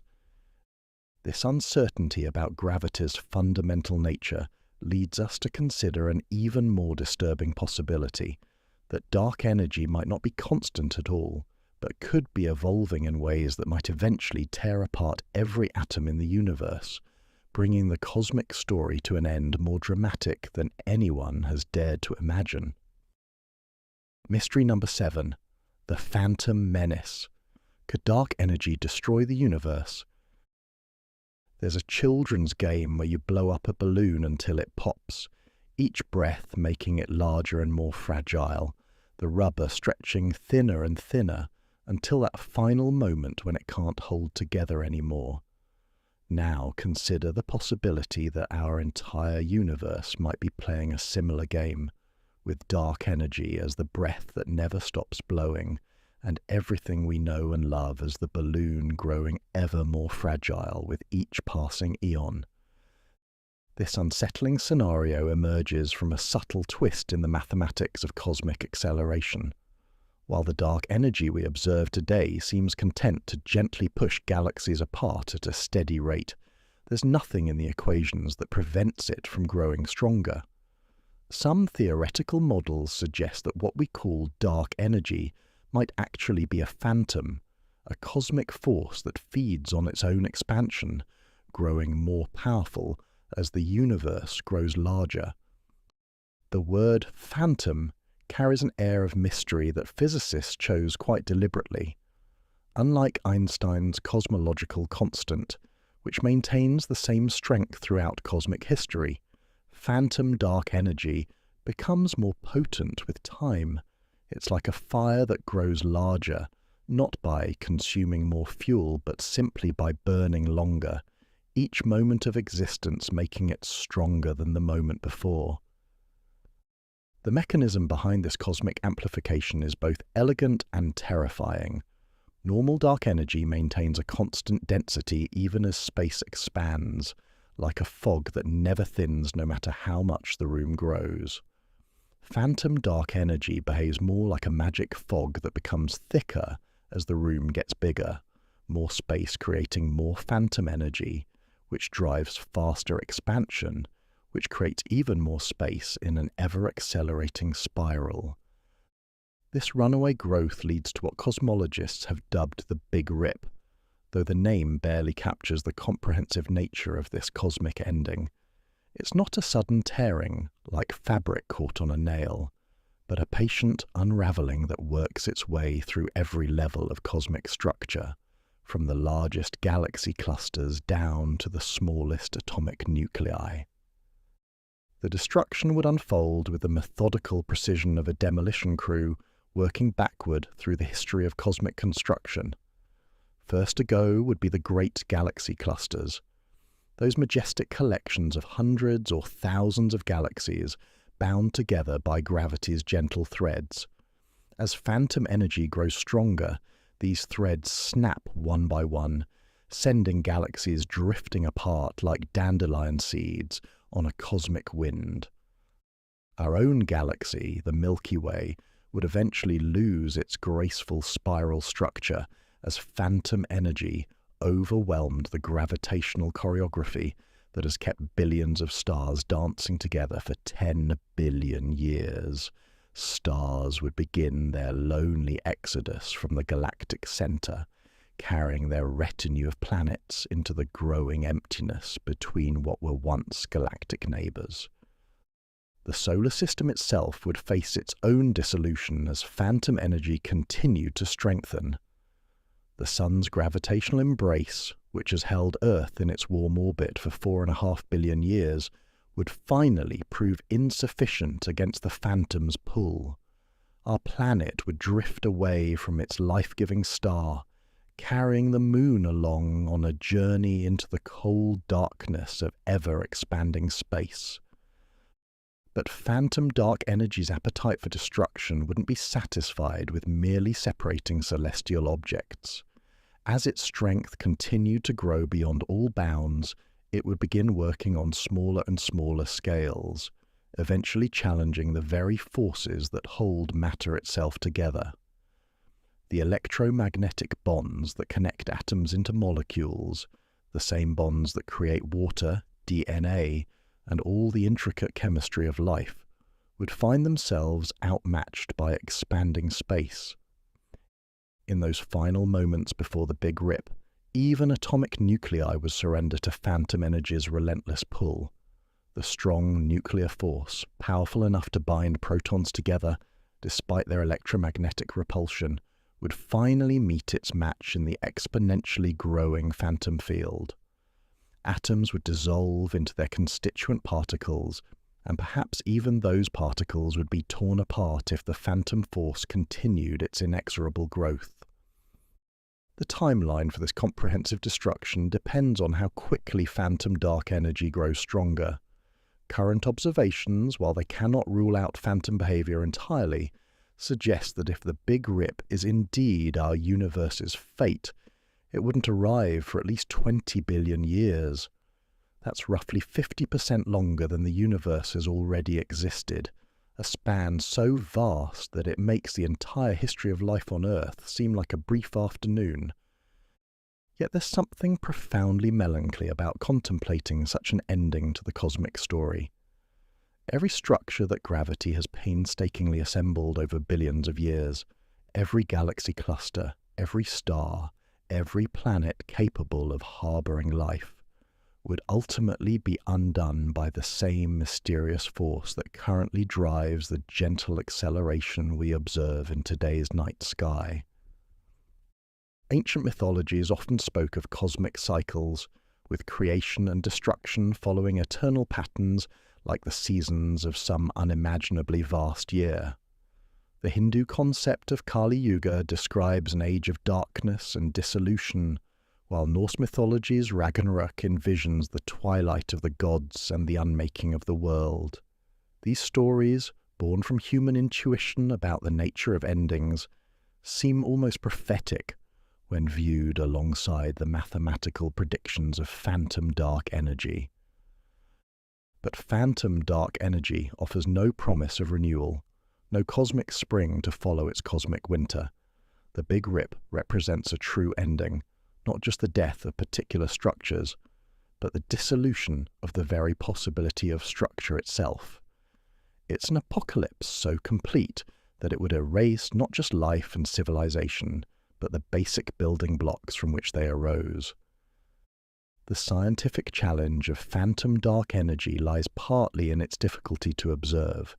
The difference between normal dark energy and phantom dark energy might not become apparent for billions of years, making it impossible to distinguish between them based on current observations. It's like trying to determine whether a very slow-growing plant will eventually overwhelm your garden by watching it for a single afternoon. Yet some subtle signatures might reveal phantom dark energy's presence long before its destructive effects become apparent. The rate at which cosmic structure forms should change if dark energy is growing stronger. Galaxy clusters should show different patterns of growth and evolution. The cosmic microwave background might carry faint imprints of phantom energy's influence on the early universe's development. Future space missions designed to map cosmic acceleration with unprecedented precision might detect these subtle signals. The European Space Agency's Euclid telescope and NASA's upcoming Nancy Grace Roman Space Telescope will measure dark energy's properties across billions of years of cosmic history, potentially revealing whether its influence has remained constant or grown stronger over time. There's also the curious question of whether phantom dark energy could somehow be controlled or harnessed. If dark energy represents a fundamental property of space-time itself, manipulating it might require technologies that border on the realm of science fiction, but the ability to influence the expansion of space could revolutionize everything from energy production to interstellar travel, assuming anyone could figure out how to do it safely. The phantom scenario forces us to confront uncomfortable questions about the ultimate meaning of cosmic evolution. If phantom dark energy is real, then every achievement of cosmic development, the formation of galaxies, the ignition of stars, the emergence of life and consciousness, represents a temporary victory against an enemy that grows stronger with each passing moment. This perspective transforms our view of cosmic history from a story of gradual construction to a race against time.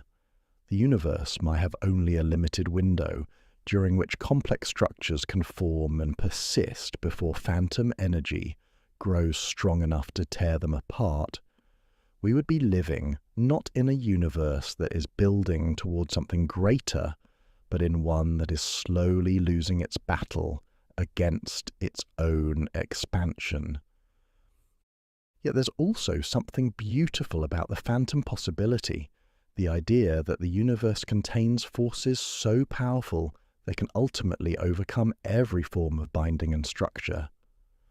In a strange way, phantom dark energy represents the ultimate expression of cosmic democracy, ensuring that no structure, no matter how massive or stable, can claim permanent dominance over the expansion of space.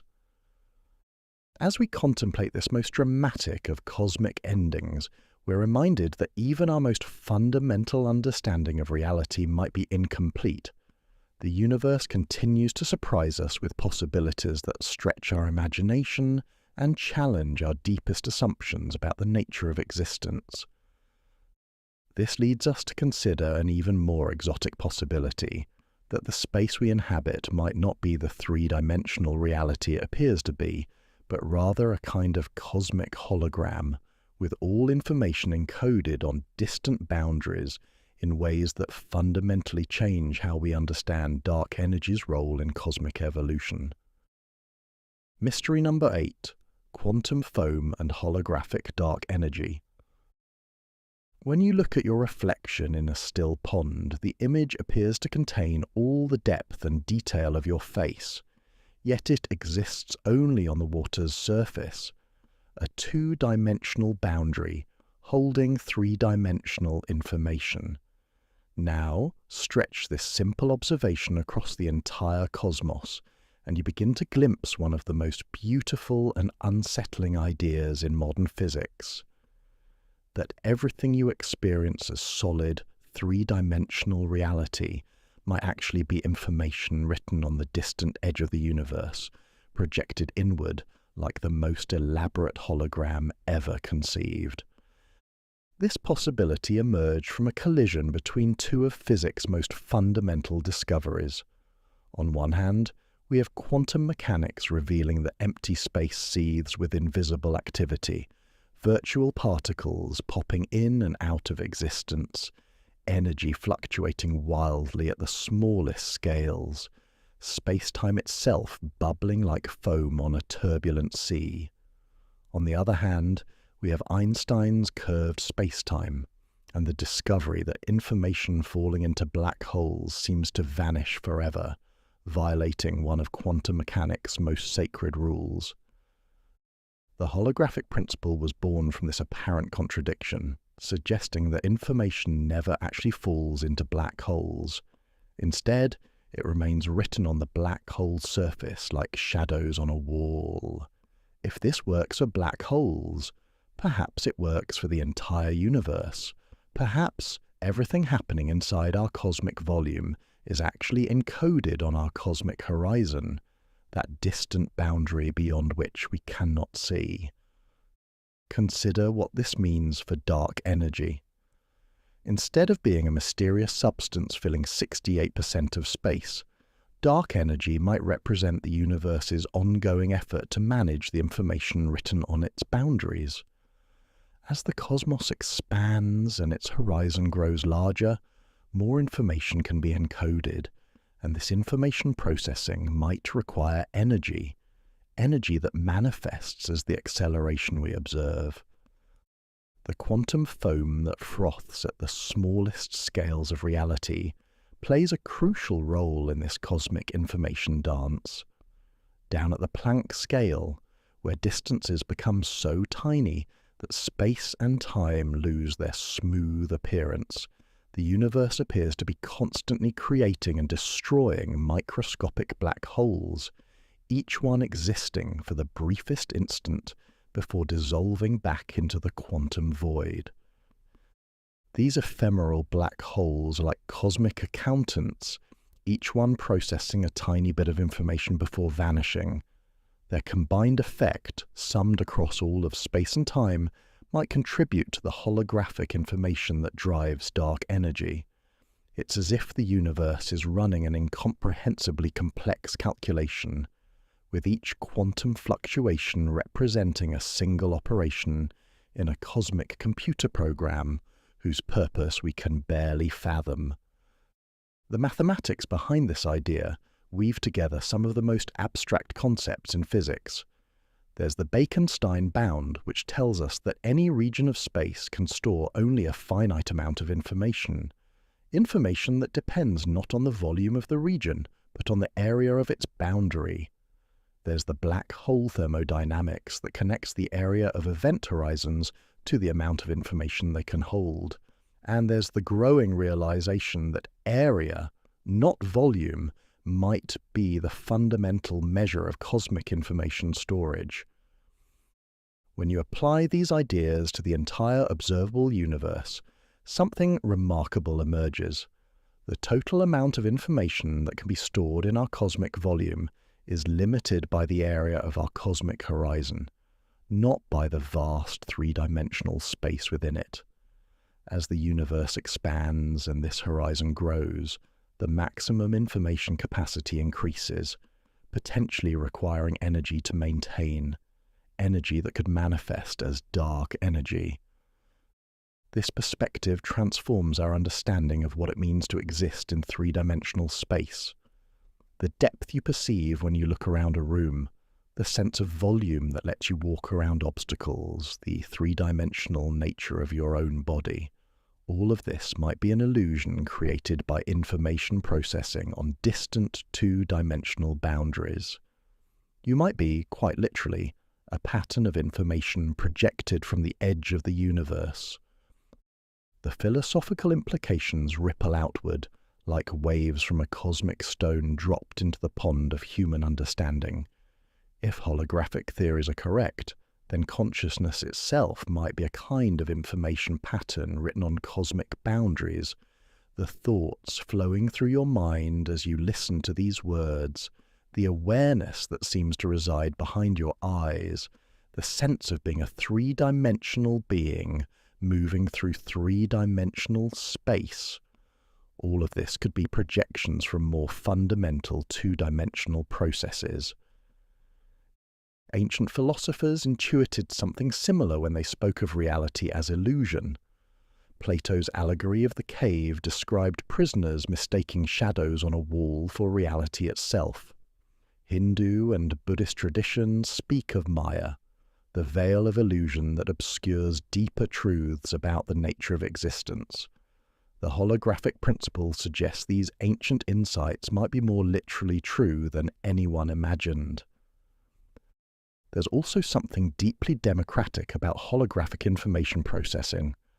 Every region of space, from the quantum foam between atoms to the vast voids between galaxies, contributes equally to the universe's total information content. A single electron dancing around an atomic nucleus and an entire supercluster of galaxies both play identical roles in determining how much information can be written on the cosmic horizon. This cosmic democracy extends to dark energy itself. Rather than being imposed from outside, dark energy emerges naturally from the universe's need to process its own information. As the cosmos becomes more complex, as more galaxies form, more stars ignite, more planets coalesce, the information processing requirements grow, potentially driving the acceleration we observe. Recent discoveries in string theory have provided mathematical support for these holographic ideas. The ADS/CFT correspondence, discovered by Juan Maldacena, demonstrates that certain theories of gravity are mathematically identical to quantum field theories living on the boundary of space. This isn't just philosophical speculation, it's a proven mathematical relationship, showing that holographic descriptions of reality can be rigorously correct. Yet testing these ideas observationally remains challenging. Holographic dark energy models make predictions that often differ only subtly from other theories. The universe is remarkably good at keeping its deepest secrets, revealing them only through the most delicate measurements and the most sophisticated instruments. Future space missions might detect the subtle signature of holographic physics, the way cosmic structures grow over time, the precise relationship between matter and dark energy, the correlations between quantum fluctuations and cosmic acceleration. All of these could carry fingerprints of the universe's holographic nature. The emotional weight of these ideas shouldn't be underestimated. If holographic theories are correct, then our most basic assumptions about reality require fundamental revision. The space you occupy, the time through which you move, the three-dimensional world you experience through your senses, all of it might be projections from processes occurring on boundaries you can never directly observe. Yet there's also something beautiful about this possibility. It suggests that the universe is far more unified than it appears, with quantum mechanics and cosmic expansion intimately connected through information processing on cosmic scales.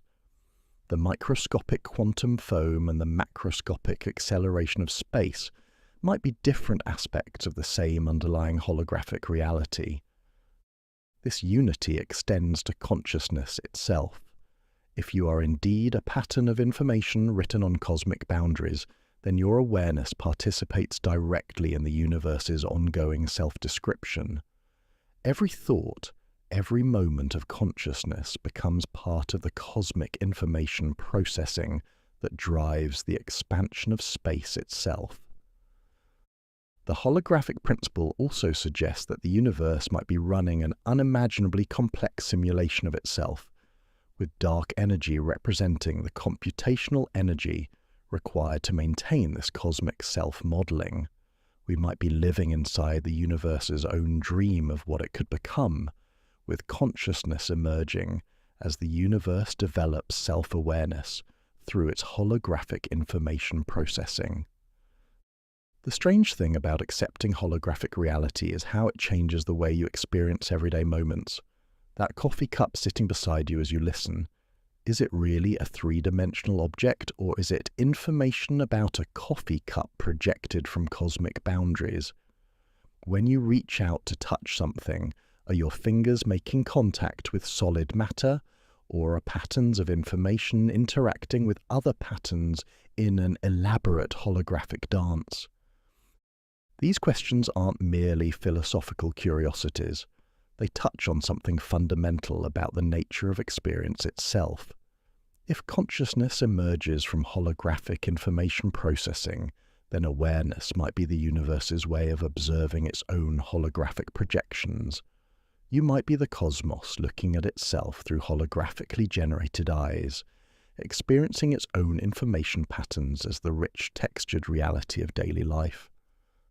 The connection between holographic dark energy and human consciousness suggests an intimate relationship between the largest and smallest scales of existence. The quantum foam bubbling at microscopic scales contributes to information processing on cosmic boundaries, which manifests as dark energy driving universal expansion, which creates the conditions necessary for complex structures like brains to emerge, which develop consciousness capable of contemplating the holographic nature of reality itself. This circular relationship, quantum foam contributing to cosmic information processing that enables consciousness that can understand quantum foam, hints at something profound about the universe's self-organizing nature. Perhaps the cosmos isn't just accidentally developing the ability to understand itself, but is actively evolving toward greater self-awareness through the holographic projection of conscious observers. The emotional implications of living in a holographic reality can be both unsettling and liberating. On one hand, it suggests that the solid, three-dimensional world we trust might be fundamentally illusory. The ground beneath your feet, the walls around you, even your own body might be sophisticated projections from two-dimensional information processing. Everything you've ever touched, seen, or experienced could be patterns of information rather than substantial reality. Yet there's also something deeply comforting about the holographic principle. If all information about your existence is encoded on cosmic boundaries, then in a very real sense you are woven into the fundamental structure of the universe itself. Your thoughts, memories, and experiences aren't just fleeting patterns in neural networks. They're part of the cosmic information that defines reality's holographic nature. This permanence extends to everyone you've ever loved. In a holographic universe, the information patterns that constitute other people's consciousness become part of the cosmic description written on universal boundaries. Death might not erase these patterns, but transform them, leaving their information content encoded in the universe's holographic memory. Love, friendship, and human connection might literally become part of the fabric of space-time itself.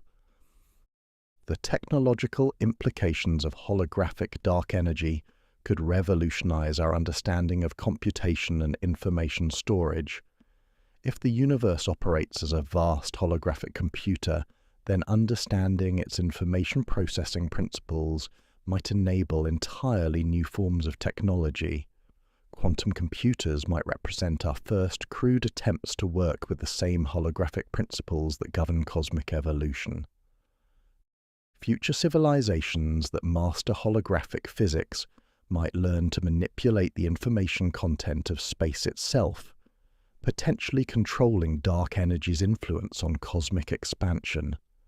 Such capabilities would transform them from passive observers of cosmic evolution to active participants in writing the universe's holographic description. They might even learn to create their own pocket universes, each one a unique holographic projection exploring different possibilities for how reality might unfold.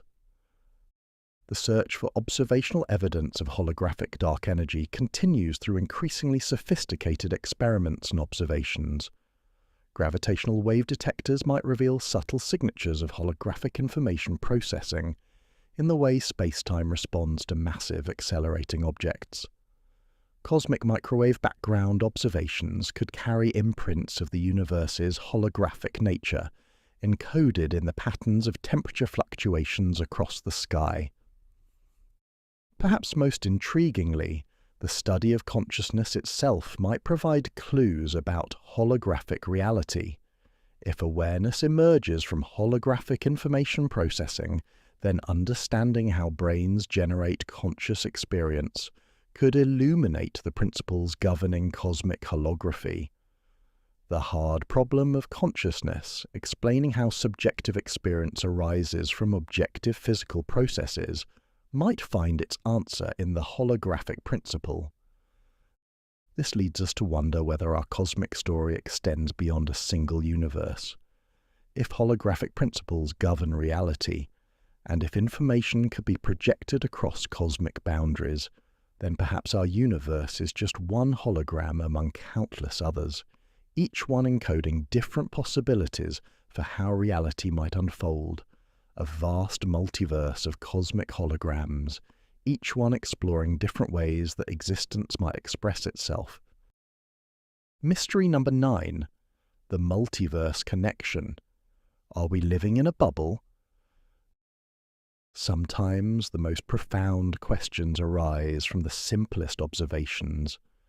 You blow soap bubbles in your garden, watching them drift and shimmer in the afternoon light, each one a perfect sphere containing its own pocket of air, floating in the vast atmosphere around it. Now expand this image until each bubble becomes an entire universe, complete with its own space, time, matter, and perhaps even its own version of dark energy. According to some of the most ambitious theories in modern cosmology, this childhood image might be far closer to reality than anyone ever suspected. The idea that our universe might be just one bubble floating in an infinite cosmic foam emerged from attempts to understand the very earliest moments after the Big Bang. During those first fractions of a second, space itself underwent a period of exponential expansion called inflation, growing faster than the speed of light and stretching tiny quantum fluctuations into the large-scale structure we see today. But what if inflation didn't stop everywhere at the same time? What if it continues forever in some regions while ending in others, creating an endless succession of universe bubbles, each one a complete cosmos in its own right? This process of eternal inflation paints a picture of reality so vast that it dwarfs even our most ambitious cosmic imaginings. In this scenario, our observable universe, everything we can see with our most powerful telescopes, every galaxy stretching back to the cosmic microwave background, represents just a tiny patch on the surface of one bubble floating in an infinite sea of other bubbles, each one potentially containing its own version of physics, its own laws of nature, and its own form of dark energy. The mathematics of eternal inflation suggests that this bubble-making process has no natural stopping point. Quantum fluctuations in the inflating field occasionally cause inflation to end in small regions, creating bubble universes like our own. But these events are rare compared to the continued expansion of the inflating background, which keeps growing and creating space for more bubbles to form. It's like a cosmic champagne that never stops fizzing, with each bubble of carbon dioxide representing an entire universe. Within this vast multiverse, dark energy takes on an entirely new significance. Rather than being a mysterious constant that happens to have exactly the right value to permit stars, galaxies, and life, dark energy becomes a variable quantity that differs from bubble to bubble. Some universes might have dark energy so strong that it prevents any structure from forming. Others might have negative dark energy that causes immediate collapse. Our universe sits in the narrow range where dark energy is weak enough to allow complexity, but strong enough to drive the acceleration we observe.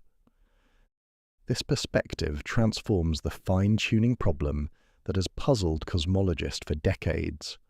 Instead of asking why our universe has exactly the right amount of dark energy to permit life, we can ask a different question. Given an infinite number of universes with different values of dark energy, where would we expect to find ourselves? The answer becomes almost obvious. We naturally find ourselves in one of the rare bubbles where conditions permit observers to exist and wonder about their cosmic environment. The landscape of string theory provides a theoretical foundation for this incredible diversity of cosmic possibilities. String theory suggests that the fundamental particles and forces we observe arise from the vibrations of tiny strings in multiple dimensions beyond the three spatial dimensions we experience. The mathematics of string theory allows for an enormous number of different ways these extra dimensions can be configured, perhaps 10 to the power of 500 different possibilities, each one corresponding to a universe with different physical laws. In this string landscape, each bubble universe corresponds to a different point in this vast space of possibilities. Some bubbles might have 4 forces like our universe, while others might have dozens. Some might have electrons and protons, while others might be built from entirely different particles. Some might have 3 spatial dimensions, while others might have more or fewer. Each bubble explores a different way that the fundamental laws of physics might be arranged. The question of dark energy becomes part of this cosmic exploration. In some bubbles, the equivalent of dark energy might be so strong that space expands faster than light from the very beginning, preventing any matter from clumping together. In others, dark energy might be negative, causing the universe to collapse before the first stars can form. Our bubble happens to have dark energy with just the right strength to create an interesting cosmic history, billions of years of structure formation followed by gentle acceleration. But if this picture is correct, how could we ever hope to test it? By definition, other bubble universes are separated from ours by regions of inflating space, making direct observation impossible. The very expansion that creates these bubbles also prevents communication between them, leaving each universe isolated in its own pocket of space-time. Yet some subtle signatures of the multiverse might be detectable within our own cosmic bubble. If our universe formed through collision with another bubble, the impact might have left traces in the cosmic microwave background, circular patterns or temperature anomalies that mark the cosmic scar left by this ancient encounter. Several research groups have searched for such signatures, though none have been definitively detected. Another possibility involves the statistical distribution of physical constants. If our universe is indeed one bubble among many, then the values of fundamental constants like dark energy should cluster around the range that permits complexity and observers.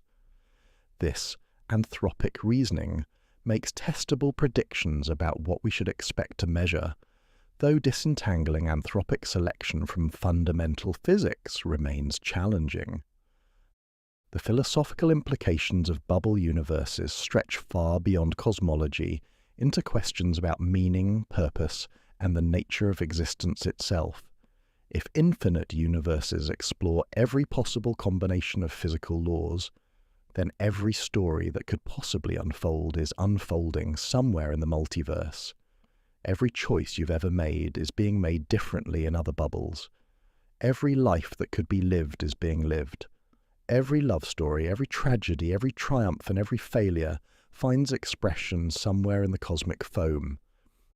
This infinite proliferation of possibilities can feel both liberating and overwhelming. On one hand, it suggests that existence is far richer and more varied than we can imagine, that creativity and possibility are built into the very structure of reality. On the other hand, it can make our particular universe feel less special, less unique, less significant in the grand scheme of cosmic evolution. Ancient mythologies often spoke of multiple worlds or parallel realms where different versions of reality played out their stories. Norse cosmology described 9 worlds connected by the world tree Yggdrasil.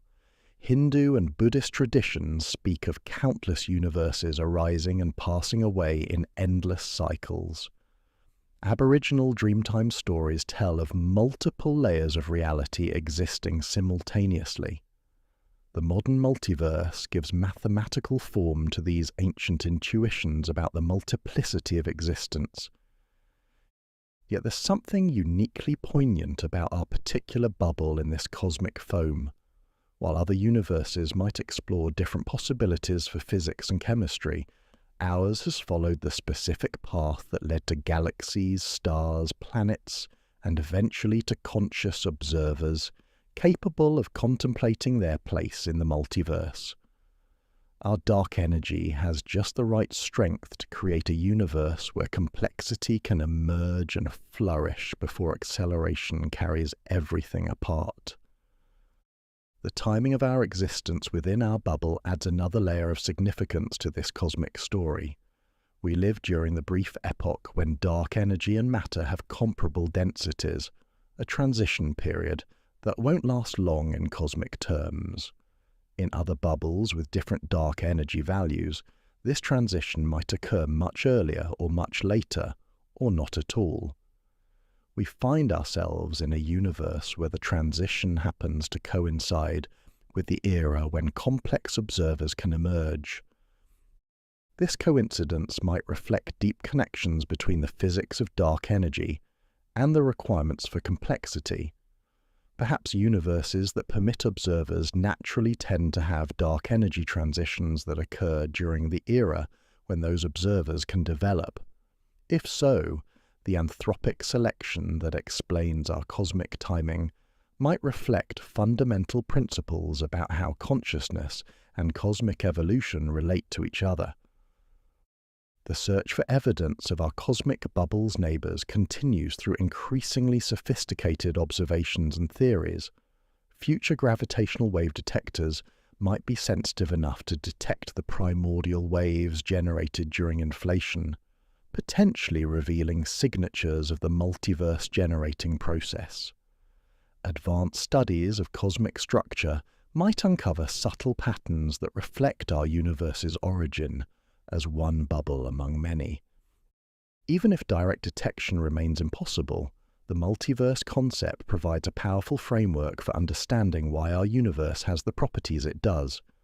Rather than requiring fine-tuning of cosmic parameters to permit life, the multiverse explains these parameters through selection. We necessarily find ourselves in a bubble where conditions allow observers to exist and ask questions about their cosmic environment. The emotional impact of contemplating bubble universes can be profound. To think that our entire cosmic history, every star that has ever burned, every planet that has ever formed, every life that has ever emerged, represents just one story among infinite others can trigger feelings of both cosmic insignificance and cosmic belonging. We might be just one bubble in an infinite foam, but we're also participants in the universe's vast exploration of possibility. This perspective also suggests that consciousness itself might play a fundamental role in cosmic evolution. If the multiverse generates every possible universe, then conscious observers become the universe's way of experiencing and understanding its own infinite creativity. Through our awareness, the cosmos becomes conscious of its own vast potential, experiencing itself through countless eyes and countless bubbles across the infinite foam of eternal inflation. The connection between dark energy and the multiverse ultimately leads us to our final mystery, a question about the ultimate fate of everything we know and love. In a universe dominated by dark energy, what happens to complexity, consciousness, and the possibility of meaning itself as space expands without limit toward a cold, empty future that some call the heat death of the cosmos? Mystery number 10, the heat death prophecy. What does dark energy mean for forever? Every child who has ever watched a campfire knows the gentle melancholy of seeing flames slowly fade to glowing embers, then to ash, then to cold silence. There's something both beautiful and sad about the way warmth leaves the world, how light dims gradually until darkness reclaims the night.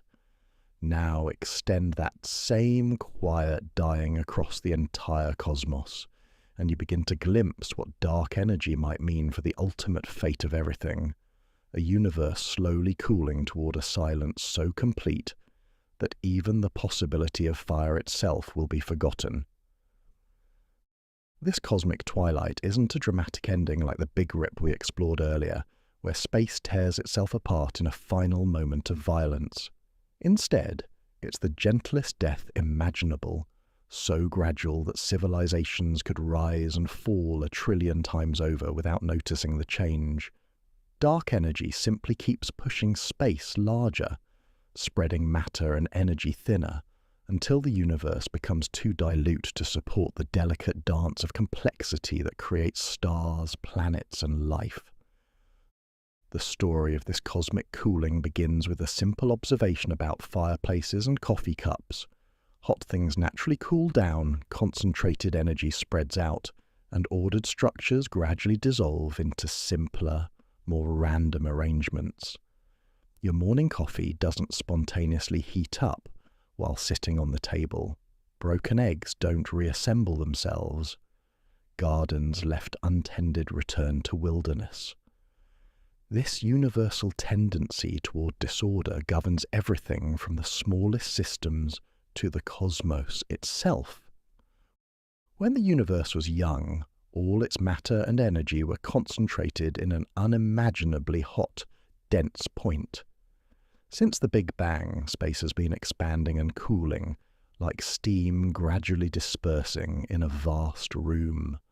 For billions of years, gravity has fought against this dispersal, pulling matter together into stars and galaxies, creating pockets of concentrated energy where complexity can flourish. But dark energy tilts this cosmic struggle toward ever greater dispersal.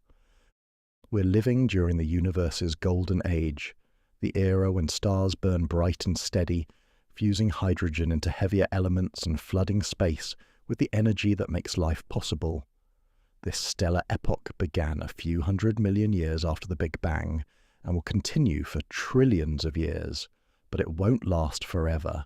Even the smallest, most efficient red dwarf stars will eventually exhaust their nuclear fuel and fade to darkness. When the last star dies, the universe will enter a strange new phase dominated by the slowly cooling remnants of cosmic evolution. White dwarf stars, no larger than planets but containing the mass of suns, will glow faintly with leftover heat for hundreds of trillions of years.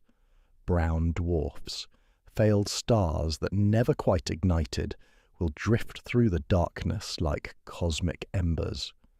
Neutron stars will spin silently in the void, their incredible density slowly radiating away the last traces of warmth.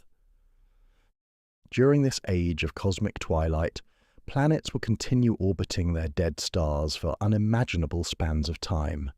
Earth, if it survives the sun's eventual transformation into a red giant, might circle a cooling white dwarf for longer than the current universe has existed.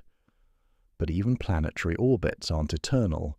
Over periods so vast they dwarf cosmic history, gravitational interactions will slowly destabilize these systems, sending planets careening into their dead stars or flinging them into the growing emptiness between galaxies.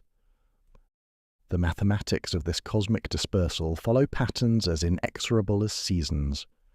As dark energy continues pushing space apart, the distance between galaxies grows until they can no longer see each other.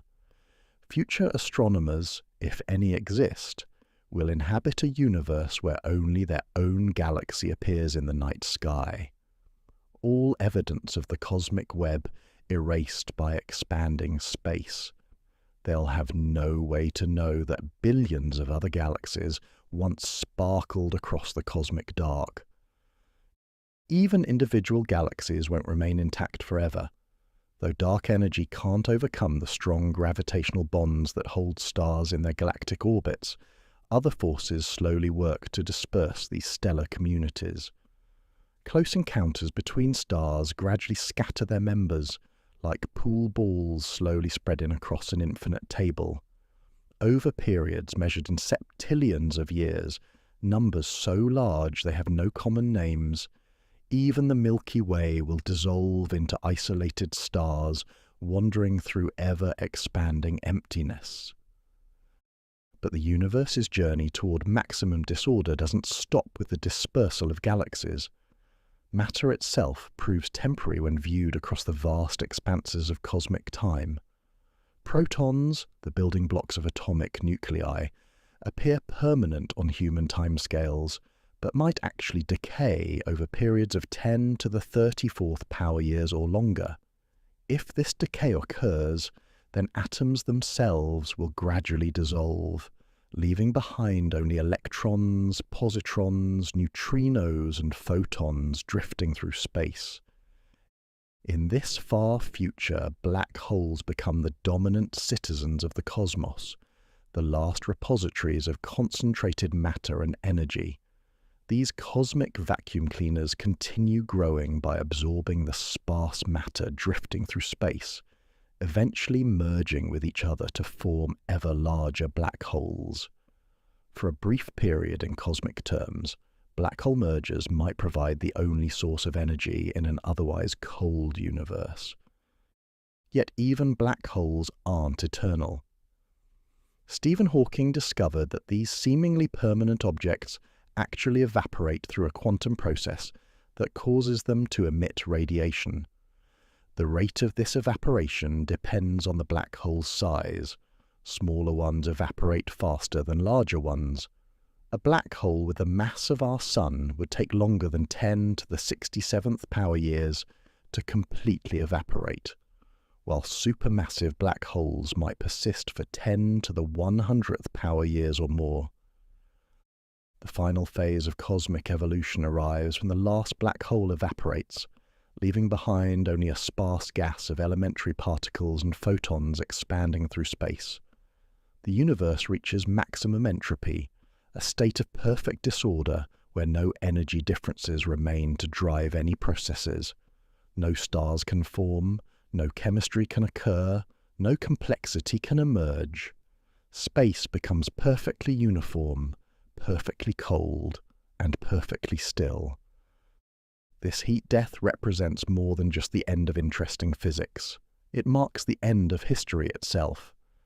In a maximum entropy universe, nothing changes because there's no energy available to drive change. Time continues passing, but it becomes meaningless because no events mark its passage.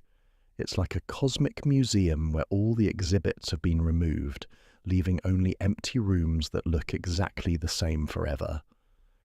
Yet even this seemingly final state might not represent the absolute end of cosmic evolution.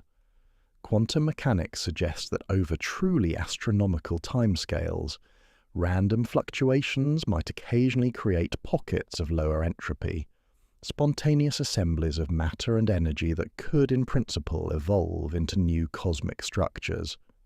These quantum resurrections would be extraordinarily rare, occurring perhaps once every 10 to the power of 10 to the power of 10 to the power of 10 to the power of 10 to the power of 10 to the power of 56 years. But they suggest that even heat death might not be permanent. There's also the possibility that our understanding of physics remains incomplete. Just as dark energy surprised cosmologists by revealing that cosmic expansion was accelerating, future discoveries might reveal new principles that change our predictions about the universe's ultimate fate. Perhaps dark energy itself evolves over time, eventually weakening enough to allow gravity to reassert control. Perhaps new forms of energy emerge that we haven't yet imagined. The philosophical weight of contemplating cosmic heat death can feel overwhelming. Every human achievement, every work of art, every moment of love and creativity faces the same ultimate fate, dispersal into the growing emptiness of expanding space. The second law of thermodynamics seems to render all human striving ultimately meaningless, like building sandcastles on a beach where the tide always comes in. Yet there's also something beautiful about the universe's long, gentle slide toward equilibrium. Heat death isn't violent or sudden, it's patient and thorough, giving complexity billions upon billions of years to explore every possible form before the cosmic curtain finally falls. We're living during the universe's most creative period, when energy differences drive the formation of stars, planets, and life itself. The vast timescales involved in cosmic heat death also provide perspective on the significance of consciousness and meaning. While the universe may be heading toward maximum entropy, conscious beings create islands of significance that transcend thermodynamic destiny. Love, beauty, understanding, and creativity represent victories against cosmic disorder, temporary perhaps, but no less real for their impermanence. Some philosophers have found comfort in the idea that all possible experiences will eventually occur during the universe's long journey toward heat death. If quantum fluctuations can occasionally recreate complex structures, then every conversation, every sunset, every moment of joy might repeat countless times across the eons. The universe becomes not just a place where things happen once, but a vast library where every possible story gets told and retold. The contemplation of cosmic endings also deepens our appreciation for cosmic beginnings. The fact that we exist at all, that the universe happened to have just the right amount of dark energy to permit billions of years of stellar evolution before acceleration takes control, seems almost miraculous when viewed against the backdrop of heat death. We live during a brief window of cosmic possibility, surrounded by vast expanses of time when complexity cannot exist. This perspective transforms dark energy from a cosmic villain into something more ambiguous. Yes, it will eventually spread everything too thin for stars to form or life to persist. But it's also responsible for the current cosmic expansion that allows galaxies to exist as separate entities, each one a laboratory for stellar evolution and planetary formation.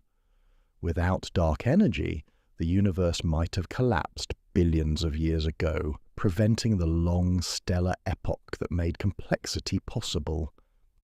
As we reach the end of our journey through dark energy's deepest mysteries, we find ourselves confronting the ultimate questions about meaning and impermanence in a universe governed by forces beyond our control.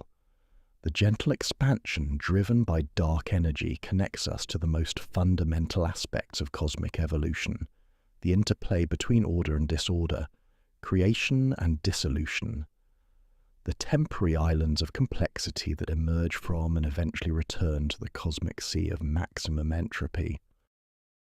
As our gentle drift through dark energy's mysteries draws to a close, you might find yourself in that peculiar state that follows any deep conversation about the cosmos, simultaneously humbled by how little we understand and amazed by how much we've managed to discover.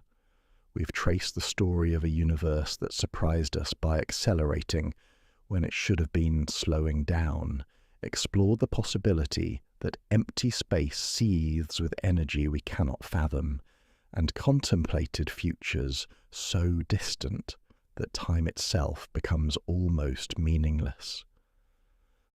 There's something wonderfully human about this cosmic curiosity. Here we are, conscious beings who arose from cosmic dust on a small planet, orbiting an ordinary star, somehow capable of pondering the fate of everything that exists.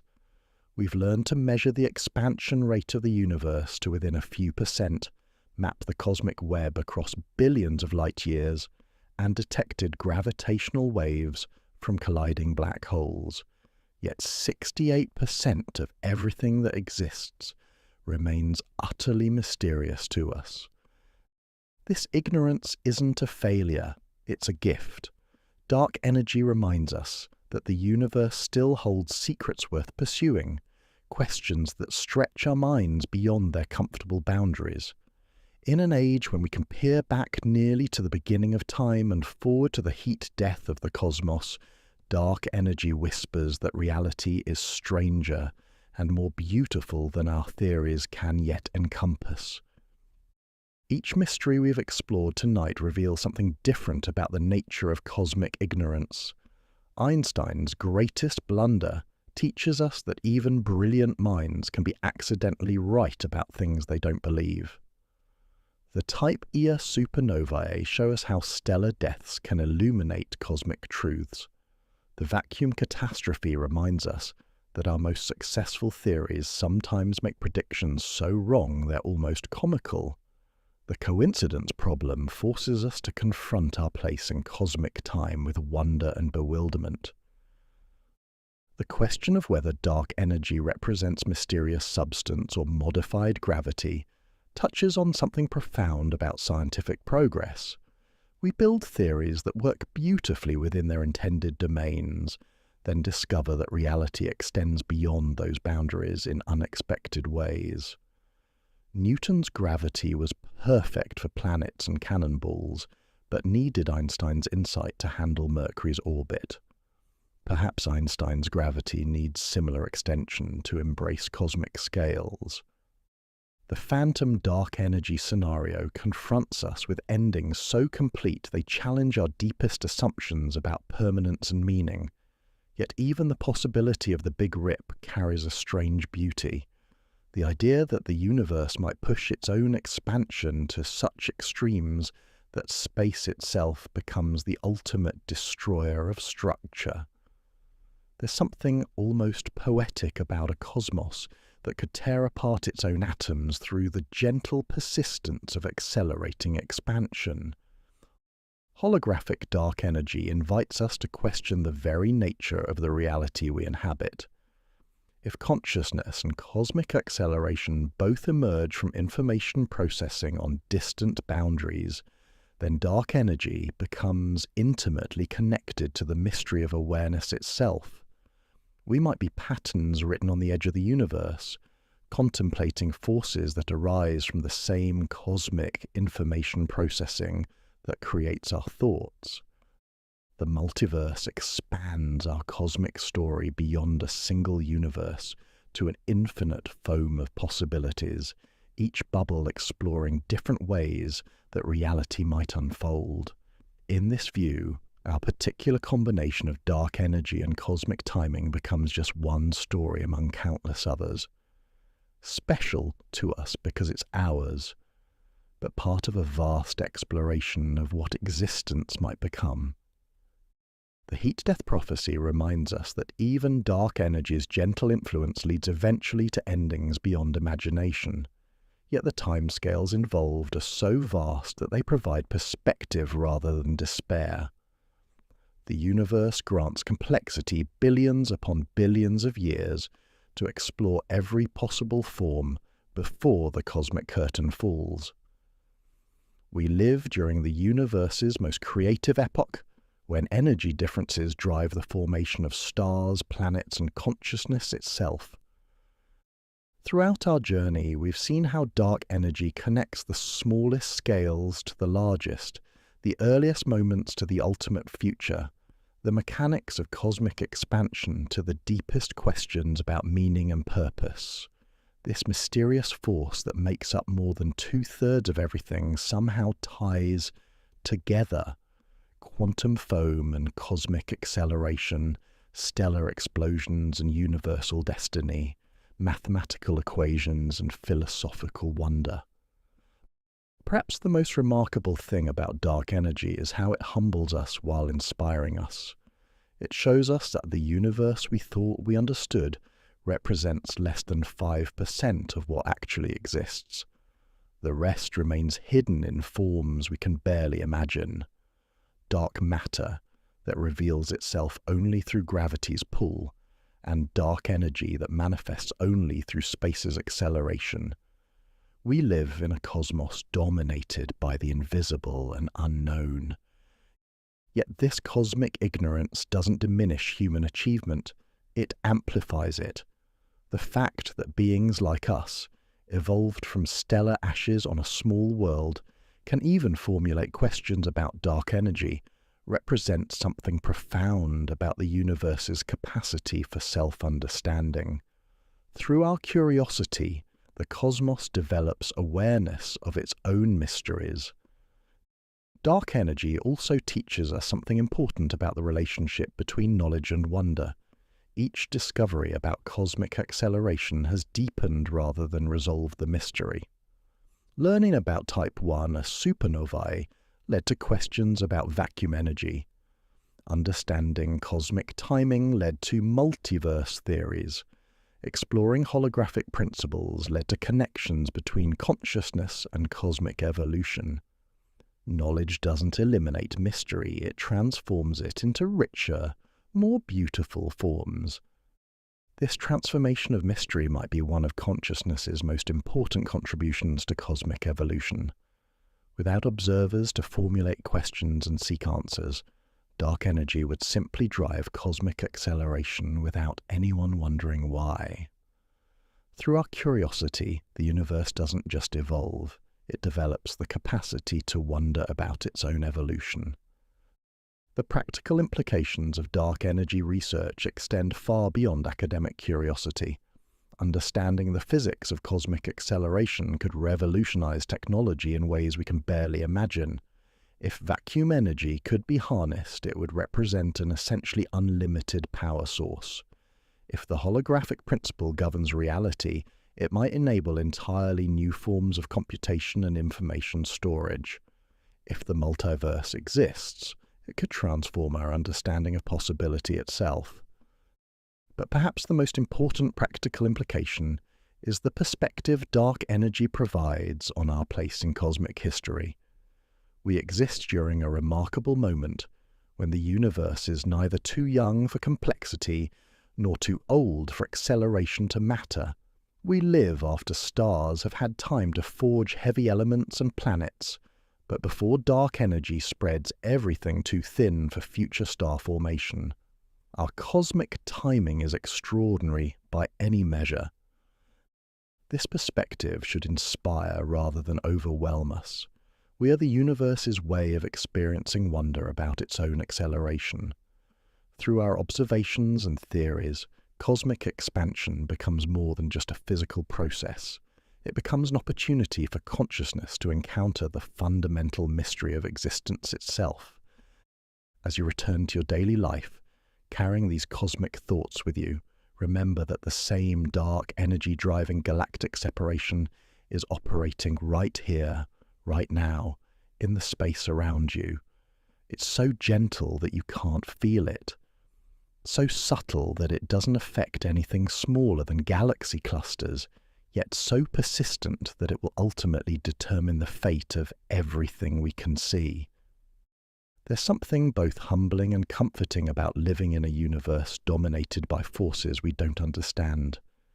It reminds us that reality extends far beyond human experience, while connecting us to cosmic processes that dwarf our individual concerns. Dark energy makes us cosmically small and cosmically significant at the same time. Small because we exist in a universe mostly composed of things we cannot see or touch. Significant because we're part of the universe's ongoing effort to understand itself. The mystery of dark energy will likely persist long after our current theories are forgotten, inspiring future generations to ask better questions and develop deeper insights. But tonight, as you rest under stars whose light has travelled across expanding space to reach your eyes, you can appreciate the profound strangeness of living in an accelerating cosmos where the very fabric of reality grows larger with each passing moment. Sleep well, knowing that you exist during the universe's most remarkable epoch, when complexity flourishes briefly before dark energy carries everything toward its patient, distant destiny. The cosmos expands around you, gentle and inexorable, holding its deepest secrets while gradually revealing them to minds curious enough to ask what lies hidden in the 68% of everything that remains beautifully, mysteriously unknown. This is the Sleepy Astronomer, wishing you sweet dreams among the stars. and may your rest be as peaceful as the gentle expansion of space itself.